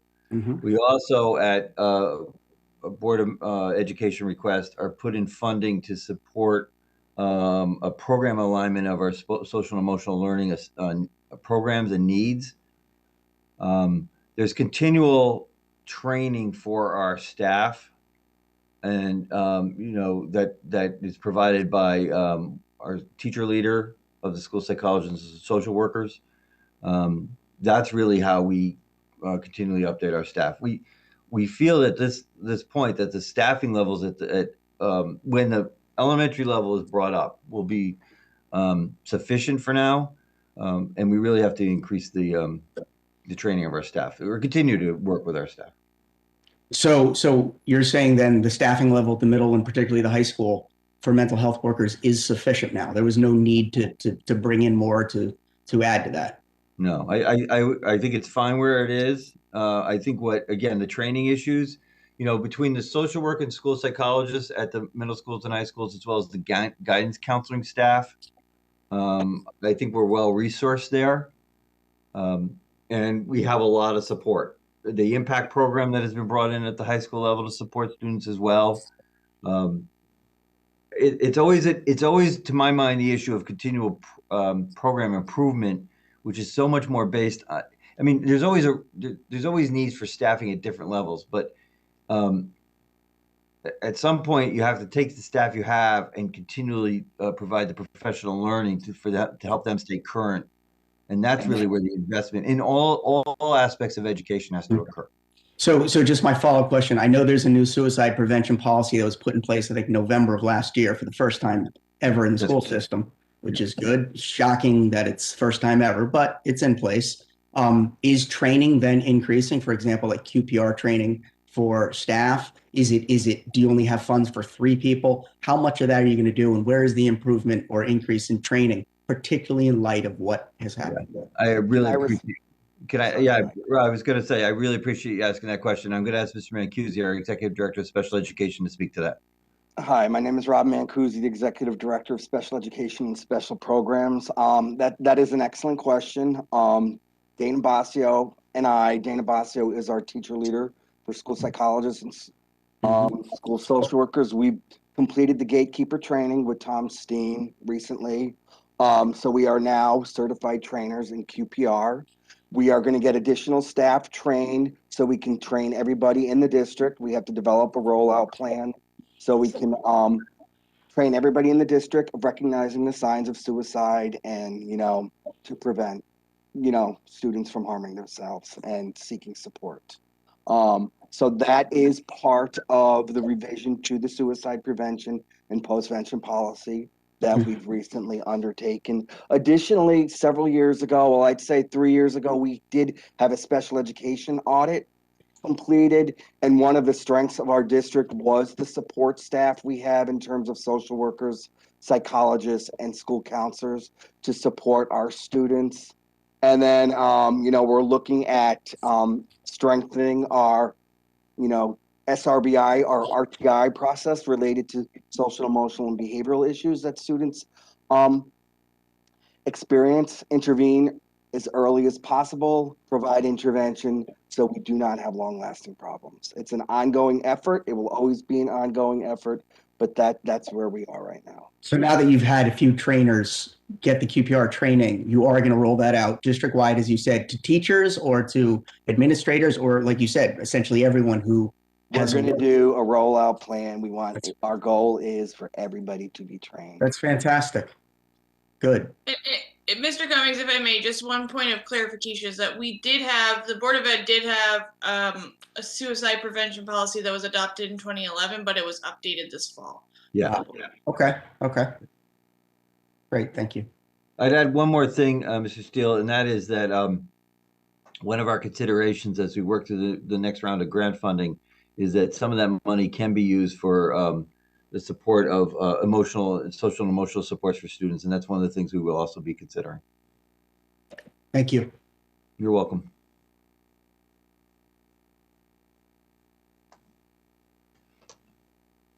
Representative Tallman. Hi, Peter Tallman, District 8. Hi, Mike. Good Good luck evening. the rest of the year. I know it's been tough. This is probably a question for Mr. Papa George. I've actually a number of questions, but in a matter of time, I'll send some in. But for now, Angeles, I wanted to ask you about that hydraulic lift that we talked about last week for 79,000. But before that, could I ask you about field rental? I thought there used to be a line item for field rental, but I don't see one in there. I'm not familiar with a line item per field rental. I apologize for that. I can look into it and get an answer back to you on it. Okay, because we do rent our fields out to the adult groups, youth groups, et cetera, right? We absolutely do. Okay, yeah, if you could, that would be great. And then the hydraulic lift that we talked about. I talked to Dave Schultz. It was mandated by the state about 18 years ago. Let me see. And he told me it was never used. And now we have to buy another one. So I'm just wondering if you were able to find, where is it? Yeah, it's called the press box. And it Yes, really isn't a press box. I believe what you're referring to is the ADA lift that allows special needs students and handicapped students to access the press box at the Ward High School. It's a project that we have in the budget this year. I know we had spoken about it briefly over last week. It's something that to keep us at ADA compliance, we have to maintain it and make sure it works because of the condition and the location of it being an outside lift. It's failed over the last couple of years, and at this point, it's not serviceable any longer. So that's why we added it to the budget to replace it. It does. I know you had asked me, and I could not find any information about how often students have tried to use it in the past. There was no real records kept of how often it's used or not used, unfortunately. The only thing I can tell you, when I did talk to the ADAs, they said that students are allowed to access the press boxes during games and activities to participate in the announcement of field activities. So we do have to maintain the accessibility to all students. That's not really used as a press box, though, Angeles. And I talked to Dave Schultz. It's never been used in 18 years, and we're spending $80,000. At some point, common sense has to rear its ugly head. I asked the athletic directors, too, if somebody needed to get up there, could they do it? And they both looked at me and they said, of course we could. We have 80 to 100 athletes on the field. We could get somebody up there. It's never been used. And it's not a press box. Can we call it something else? But we have to get a little more clever about some of these things. If the state is just going to paint with a broad brush, and it makes no sense. It just makes no sense. And there's got to be a way around it. But I'll leave that to you guys. Thank you. Thank you. Representative Grant.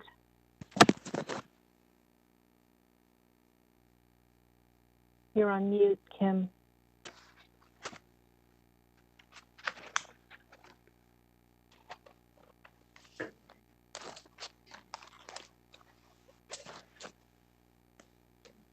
Hello? Yeah, we hear you now. Oh, one day I'll learn this technology. Hi, Kim Grant, District 10. Just a couple quick questions here. So talking about the social workers seems to be a big push. Have any of the surveys that have been given led to any answers as to what's causing all this anxiety? And are there any immediate and free things that we could be doing at the schools? Additional recess, holding class outside, is any of that occurring to help relieve some of the pressure the kids are feeling now? I'm going to have Mr. Mancusi speak to a survey we conducted on student social emotional needs, but I will tell you that 2 years ago, we instituted a second recess at the elementary schools, and we are, with the weather being nice as it is, classes have been encouraged to be outside as much as possible. I think there's a number of things. I mean, certainly the awareness of our teachers, administrators to prioritize student social emotional health this year. has been constant. I think, but I will tell you, and I'll ask Mr. Mancusi to go more in depth. When I hear from parents, and this is primarily anecdotal information, there are students who are anxious about being out of school, and then there are students who are anxious about being in school. I think it's very much dependent on the individual family and person. Rob, are you able to provide some more information on the work that you've done, your team? Yeah, I will say, many of you may know that earlier in the school year, we sent out a UCLA COVID screening to see how COVID-19 and being home for school instead of at school was impacting people and families. And then parents had an opportunity to provide some input or some comments other than answering survey questions. About 25% of our middle school and elementary school students were feeling some elevation in anxiety, and the high school was a little bit higher. By and large, since the return to in-person learning, students aren't as feeling as anxious or isolated anymore. They're back to being with their friends and seeing their friends, and that's had a real positive impact.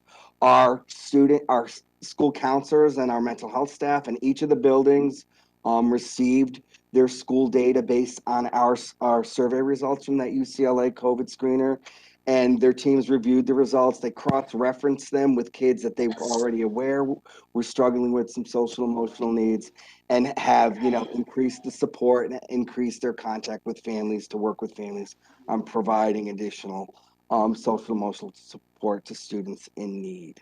Part of the SEL audit that Mr. Cummings explained that the Board of Ed supported is to make sure all our social emotional learning opportunities, and in light of this current COVID situation, it couldn't be at a better time.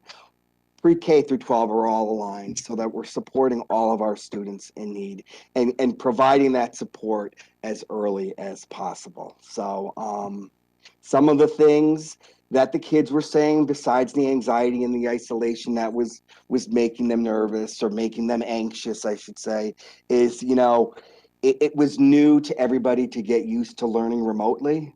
So students worry about their grades a lot now, and they don't want to fall behind in their work. Those were some of the comments that we got. But again, we shared with the schools, and they understand that they're to identify their most at-risk kids, the ones who had the most difficulty accessing learning remotely since March and into this year, even when we were in hybrid, and provide support to those students and families.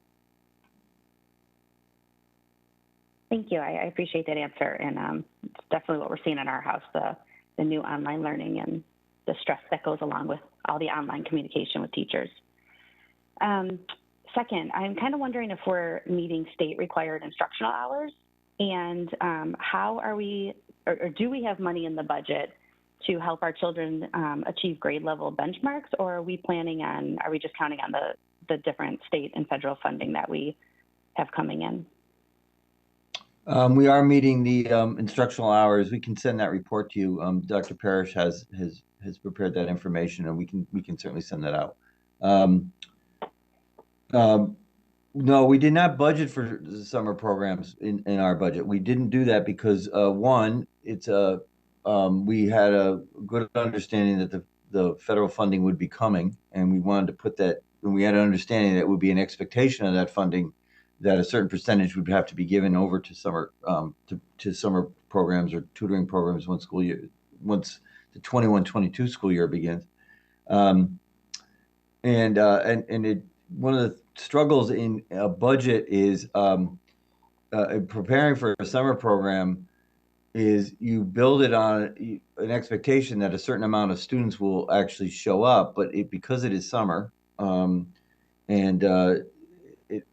your anticipation or your hope is often falls short of what actually happens, because it's not necessarily the most attractive option for students in the summer. So we are going to use the federal funds for that, and if we budget for a certain amount of kids, we've come up with a tiered system to identify a first group of students. And if we can't identify, if those students do not come in, we'll go to a second set and a third set of students to bring them in. This will be a 2-year program. If we do not wind up having to hire as many teachers as we want, the money will be able to go back in the grant. We can reapply it then to, say, in-school tutoring programs. We'll be able to reapply it to something else, some other asset. Thank you. I think many of us look forward to seeing the instructional hour sheet. So thank you for that. And my final question has to do with the Early Literacy Academy. It sounds great. I'm glad we're taking a step forward here. Little disappointed it only helped 7 children, although I sort of get that. You know, it's no joke to help children. My question is, what do we do for the students at those younger grades, you know, K1, 2, that don't qualify for special ed, but are struggling to learn to read, and they need to sit down with somebody, you know, 20, 30 minutes a day to help them unlock, you know, their reading abilities? Is there a program that Fairfield does? I'm not aware of one. Just haven't accessed it, perhaps. Could you repeat? Do you have that? I'm sorry, because could you repeat that, please? Yeah, I can repeat it. Sure, thank you. I'm just wondering, what does Fairfield do for children at the K1, 2 level that don't qualify for special ed, but struggle unlocking their reading abilities? So, you know, sitting in a classroom with 20 kids and a teacher, it's just not going to be enough for them. A teacher pulling them aside 10 minutes once a day isn't going to be enough for them. You know, those bottom 10%, 15% children, that if we can get them reading in those first couple of years, it's going to make such a difference over the course of their educational lifetime and lifetime in general. I'm just wondering what program do we have a program in place in Fairfield for those bottom readers? We use a variety of instructional approaches for students. Primarily, it's driven at the elementary level by the SRVI system. We use a number of different types of assessments: the STAR assessment, running records, formative assessment that the teachers use in the classroom on a daily basis to identify student reading needs. And then support can be provided either by the classroom teacher, students, the language arts specialists who are assigned to each of our buildings will pull groups of students from across classrooms, or push in for classroom support.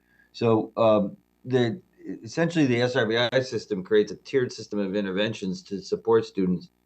Grade level teams meet with their principals on a monthly basis. They assess student progress against where their expectations, their benchmark should be. If progress is being achieved, they continue that work. But if they're seeing that the student is stuck and the things are not working, they'll opt for either a different instructional approach. They'll increase the amount of hours. They'll do different things to move that. And eventually it may be that the student may qualify for additional support through the special education system. But there's a number of interventions that systemically take place prior to that at each one of our schools. We don't have like we don't have like a reading recovery program at every elementary school or anything. No, we do not. All right, thank you. That's it. Representative Odenak. Hey, Meredith Odenak, District 4. I just have a question about funding that's allocated for school climate assessment. I know in 2012, a more in-depth climate assessment was done that allowed the schools to look more intricately at the experiences of students based on more specific identity groupings and marginalized students, to see really what's going on at a more specific level on the school climate. I was wondering if that is a priority or if there will be funding to do a more in-depth school climate assessment, or if at any like certain, maybe if not regularly, but every 5 years or something like that. We conduct an annual climate survey. We do it with our students. We do it with parents, staff. We do that on an annual basis. In fact, we're preparing the one that will go out this May. In light of what this past year has been like, we feel the need that we have to ask some different questions. But that is done on an annual basis, and principals use those results as part of their school improvement plans each year. Do you know about the assessment that was done in 2012 that I'm referring to? No, I'm sorry, I don't know that one. Okay, so I know that there was specific data that I was able to look at from it regarding the experience of LGBTQ students, but I know it was also broken down by racial identity, and so that's data that's you're not able to get from the current. And I think the one that was done in 2012 was potentially done in collaboration with an outside group that had, so they used an assessment. So, yeah. No, there was a survey done. I believe the organization was RIASEP. No, is that the one? I don't think that's the one, Mike. And I wasn't on the board at this time, but years back, I was a school climate rep, though, years back. We did outsource the school climate survey, an outside vendor. I think we purchased it, Ms. Munsell might remember, to use, it might have been the first or second year for our school climate survey. And in subsequent years, we ended up building our own. I think that survey, one of the complaints was that it was too long. And then the survey was, and Mr. Mancusi, if I'm misspeaking, jump in. The survey, the response rate on the survey that we had outsourced was not great, especially from parents, students. We were able to collect that data because they were a captive audience, but we also wanted to get a read on what parents were thinking. Parents' participation, sadly, was very low.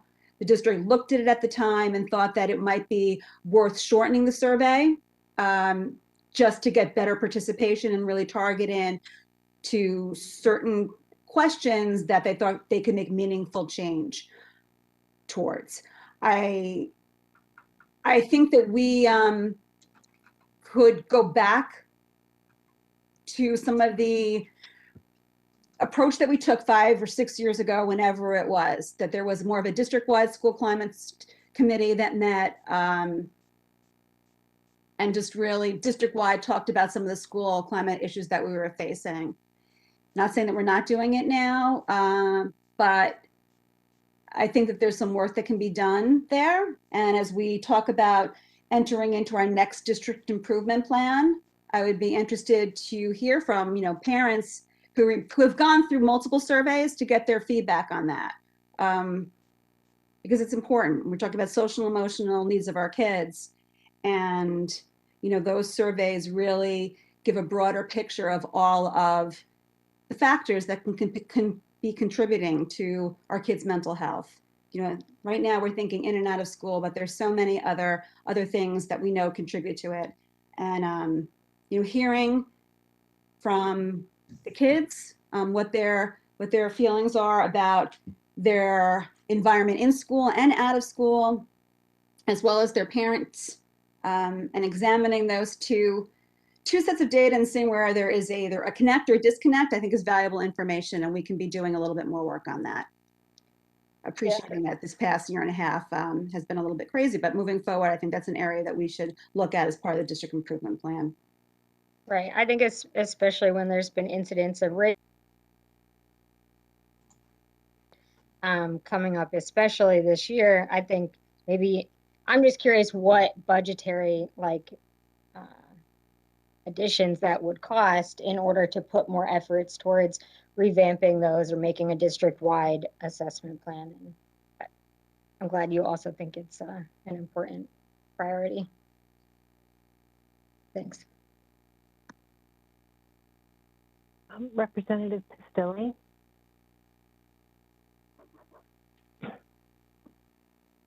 Sharon Pistilli, District 3. Mike, thanks so much for everything. And Christine also. This is not a year anybody planned for, and we know you went above and beyond. So, and thank you to all of Fairfield Public School staff. I was just so impressed with how everything's been handled, and nobody could plan for the extent of this situation. My question is, so there are a lot of unknowns right now. So there's a lot of unknowns going into the next school year.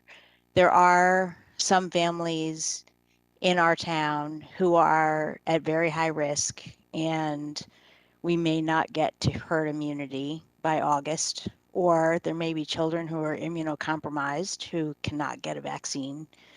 And so my question is, what are our plans for them for remote learning? And do we plan on trying to earmark federal monies that might be coming in so that there could be still RLA for these kids who have now been in isolation, their whole families in many cases, for a whole year now? And, this is nobody's fault, but there are some people who are just, through adverse conditions, have had to isolate.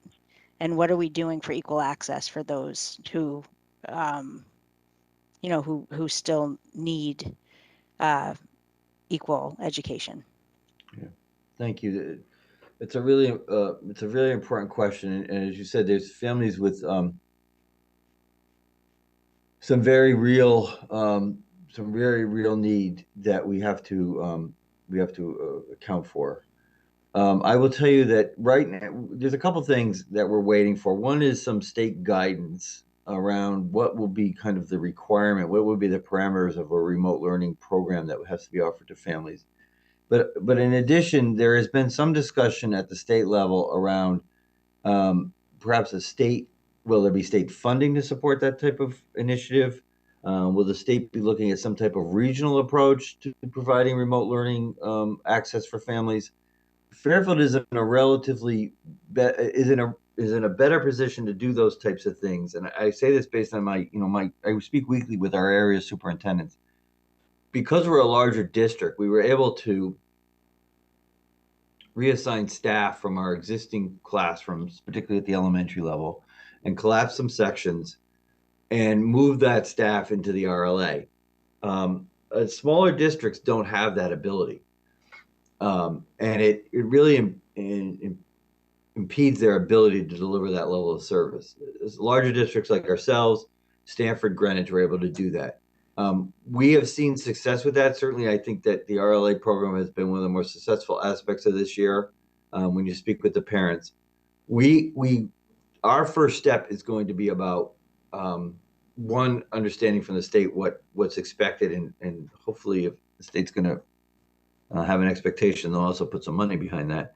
But the other thing is we have to get a better sense of exactly how many families, students would require that, because the needs or the numbers of students will be able to better determine what our response can be. This year, we had almost 800 students in the K-8 program when the year began.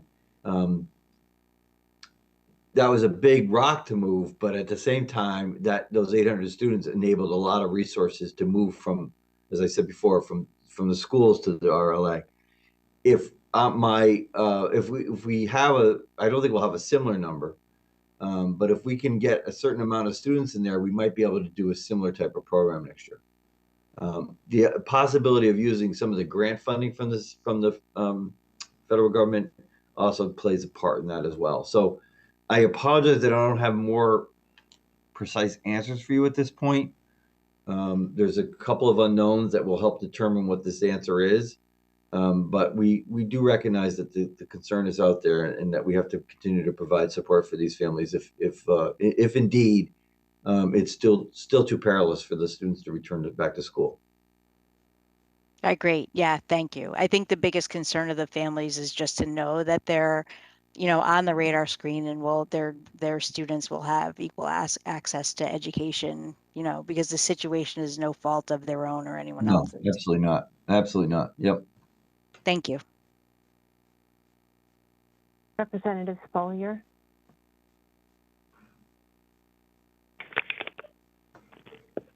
Hi, Marcy Spolier, District 4. Actually, I have a follow-up question regarding the remote students. I don't know if it's related or not, and maybe Mr. Mancusi can help with this, but are the homebound students in the funding line for homebound is on page 75, I think. Is that any relation? Is that something that those students would be part of? And this year, were the homebound services provided actually in the home, or were those provided remotely? Like, what type of students qualify for homebound care? Those homebound in the budget, those are students who have medical conditions and they're ordered by their doctors and they provide medical documentation that they need homebound instruction. It's done remotely this year. Okay, so is that somewhere, like if there was only a handful of children or families, that would fall under that budget possibly, when we're talking about kids that can't attend school in person? For that specific account that we're talking about, the homebound instruction, there's a special ed homebound instruction and a non-special ed homebound instruction. Those are students who have some kind of medical condition that does not allow them to come to school for a specific period of time. But once, once that period of time expires, they usually get a medical clearance to return back to school. So it's a different account. So it's none of those children in that budget area are children that are permanently at home because of exposure risk or anything. So that wouldn't be children. I mean, this would be children with a medical condition that can't go to school because they're at risk for serious infection and life-threatening injury. Correct. Okay. Those are all medically homebound that are the doctor's orders, homebound instruction for a specific period of time. Okay, thank you. And one more question, just to go back, I don't know if you guys were on earlier in our budget conversation, but we were talking about health insurance and for the town, and it got to that they are starting to charge a surcharge for the program that the teachers are on. And I was just wondering, is that what's reflecting the increase in the health insurance aspect of our budget? Is that a surcharge? How much is that surcharge that we're being charged for the teachers' health insurance this year? Thank you. I appreciate you bringing that back up. I meant to do that myself based on that earlier conversation. Ms. Munsella, can you speak to this question? Yes, I believe next year is going to be the second year and hopefully final year of the surcharge, and I believe it's about 2%. They don't really when they first talked about it, they estimated 2%, but they really don't define when they give the increases how much is exactly the surcharge. But the surcharge is because we're in Fairfield County, or what was the reason for that we're receiving this surcharge? And you make it seem like it's an endpoint and not a continual year-over-year occurrence. This is supposed to normalize the rate in Fairfield County, and the reason is because, as Aon explained, so many Fairfield County districts join the plan, and it's more costly. It's more, medical care down in Fairfield County is more expensive, so they had to normalize the rate. But we believe that next year is going to be the last year of that normalization. Okay, thank you.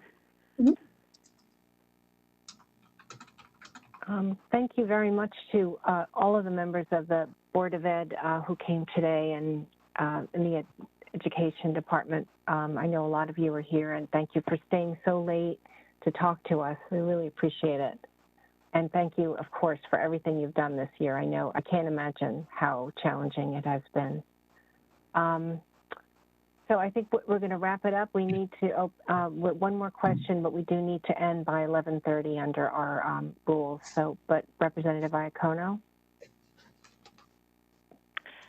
Thank you, Pam Iacono, District 8. my question has to do with the all the grant funding that's coming in. When you mentioned, Mr. Cummings, the summer school programming, is that ESSR2 funding that you would use for that? That's correct. And we were anticipated to get $600,000 through the governor on that. Is that the rumored number right now? No, the amount on ESSER 2 is about 1.2 million. It's a 2-year grant, I believe. So you can spend any amount over 2 years. So you can spend up to 1.2 over 2 years. That's correct. Okay, so you've identified some of that for summer school. Yes. And then regarding the American Recovery Act, what types of things could we hypothetically take out of this budget and reduce the increase that you're getting and use those funds to offset the cost? We haven't gotten that grant application yet, and we don't expect to have that until I think another month. From my understanding of the only thing I understand has to be done in the American Relief Plan is 20% of that funding that you get, that a district gets, has to be put towards either addressing learning law, what they call learning loss or unfinished learning. And again, that grant fund goes to the end, I believe, of the 2024 calendar year. So that funding will be becoming available within a month or so, and then we have 3 years to spend that out. And I'm sorry, what was the amount of that we think we're getting on that? I think that one is about 3.2 million. And that's over 3 years, you said? Yes.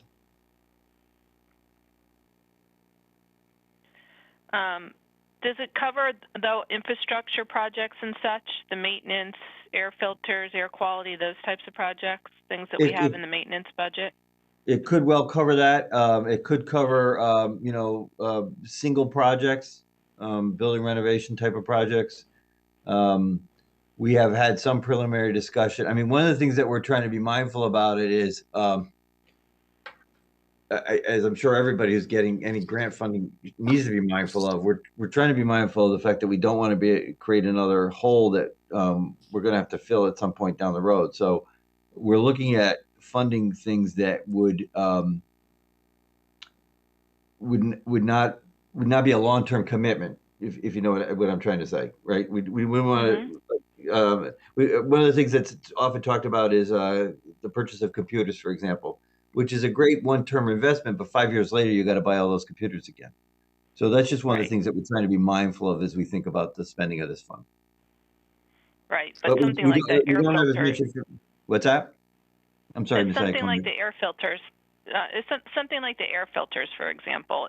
Would that be like a one-off? Well, we update those. Mr. Papador is on. I think the air filters are replaced at least once a year, if not twice. The air filters are replaced twice a year. Twice a year. Twice a year. Yes. All right, so you'd be worried about leaving a hole on something like that. Yeah. But we might be able to do something like an air conditioning project. Correct. So your biggest concern is leaving a hole. We've had a lot of discussion on the town side about supplanting some of our funds on that end, but nobody raised the issue with the town budget that we might be leaving holes. It's something that I think we should be concerned about, obviously, on both sides of the ledger. You guys are worried about it if we use the funding to reduce your side of the ledger. I'd be worried if we use it also then on the town side of the ledger to reduce things. I wouldn't want to be, anticipating cliffs on either side of the budget. So I would think if we were going to do it on the town side, then we should do it on the Board of Ed side. And weigh both ledgers carefully. And if we want to be mindful about those cliffs, maybe we ought to think of not doing it on the town side and not doing it on the Board of Ed side, and developing a productive plan for everybody collectively. So I appreciate you offering. Thank you. And my last question, there's been much discussion about future restructuring, and you admittedly said that the funding that come forward and the track that we're on is not sustainable, and you know that that needs to be examined, and you're working on the district improvement plan, which is fantastic. Have we made progress at the finance committee level in identifying things of where you think you want to seek out that change, or is the first step in that your district improvement plan? How will that work, and when do you think we will see some realized savings that you would like to put forward for the future? Yeah, thank you. I really appreciate this. The Finance Committee has been identifying, with the Finance Committee, the administration has started to identify some areas to look at, both in terms of where costs might be attained as well as where revenue might be enhanced. So those are things that the Finance Committee has begun to discuss, and I believe that they're planning to bring that discussion to the full board at some point in the next couple of months, just to get some further input from that. I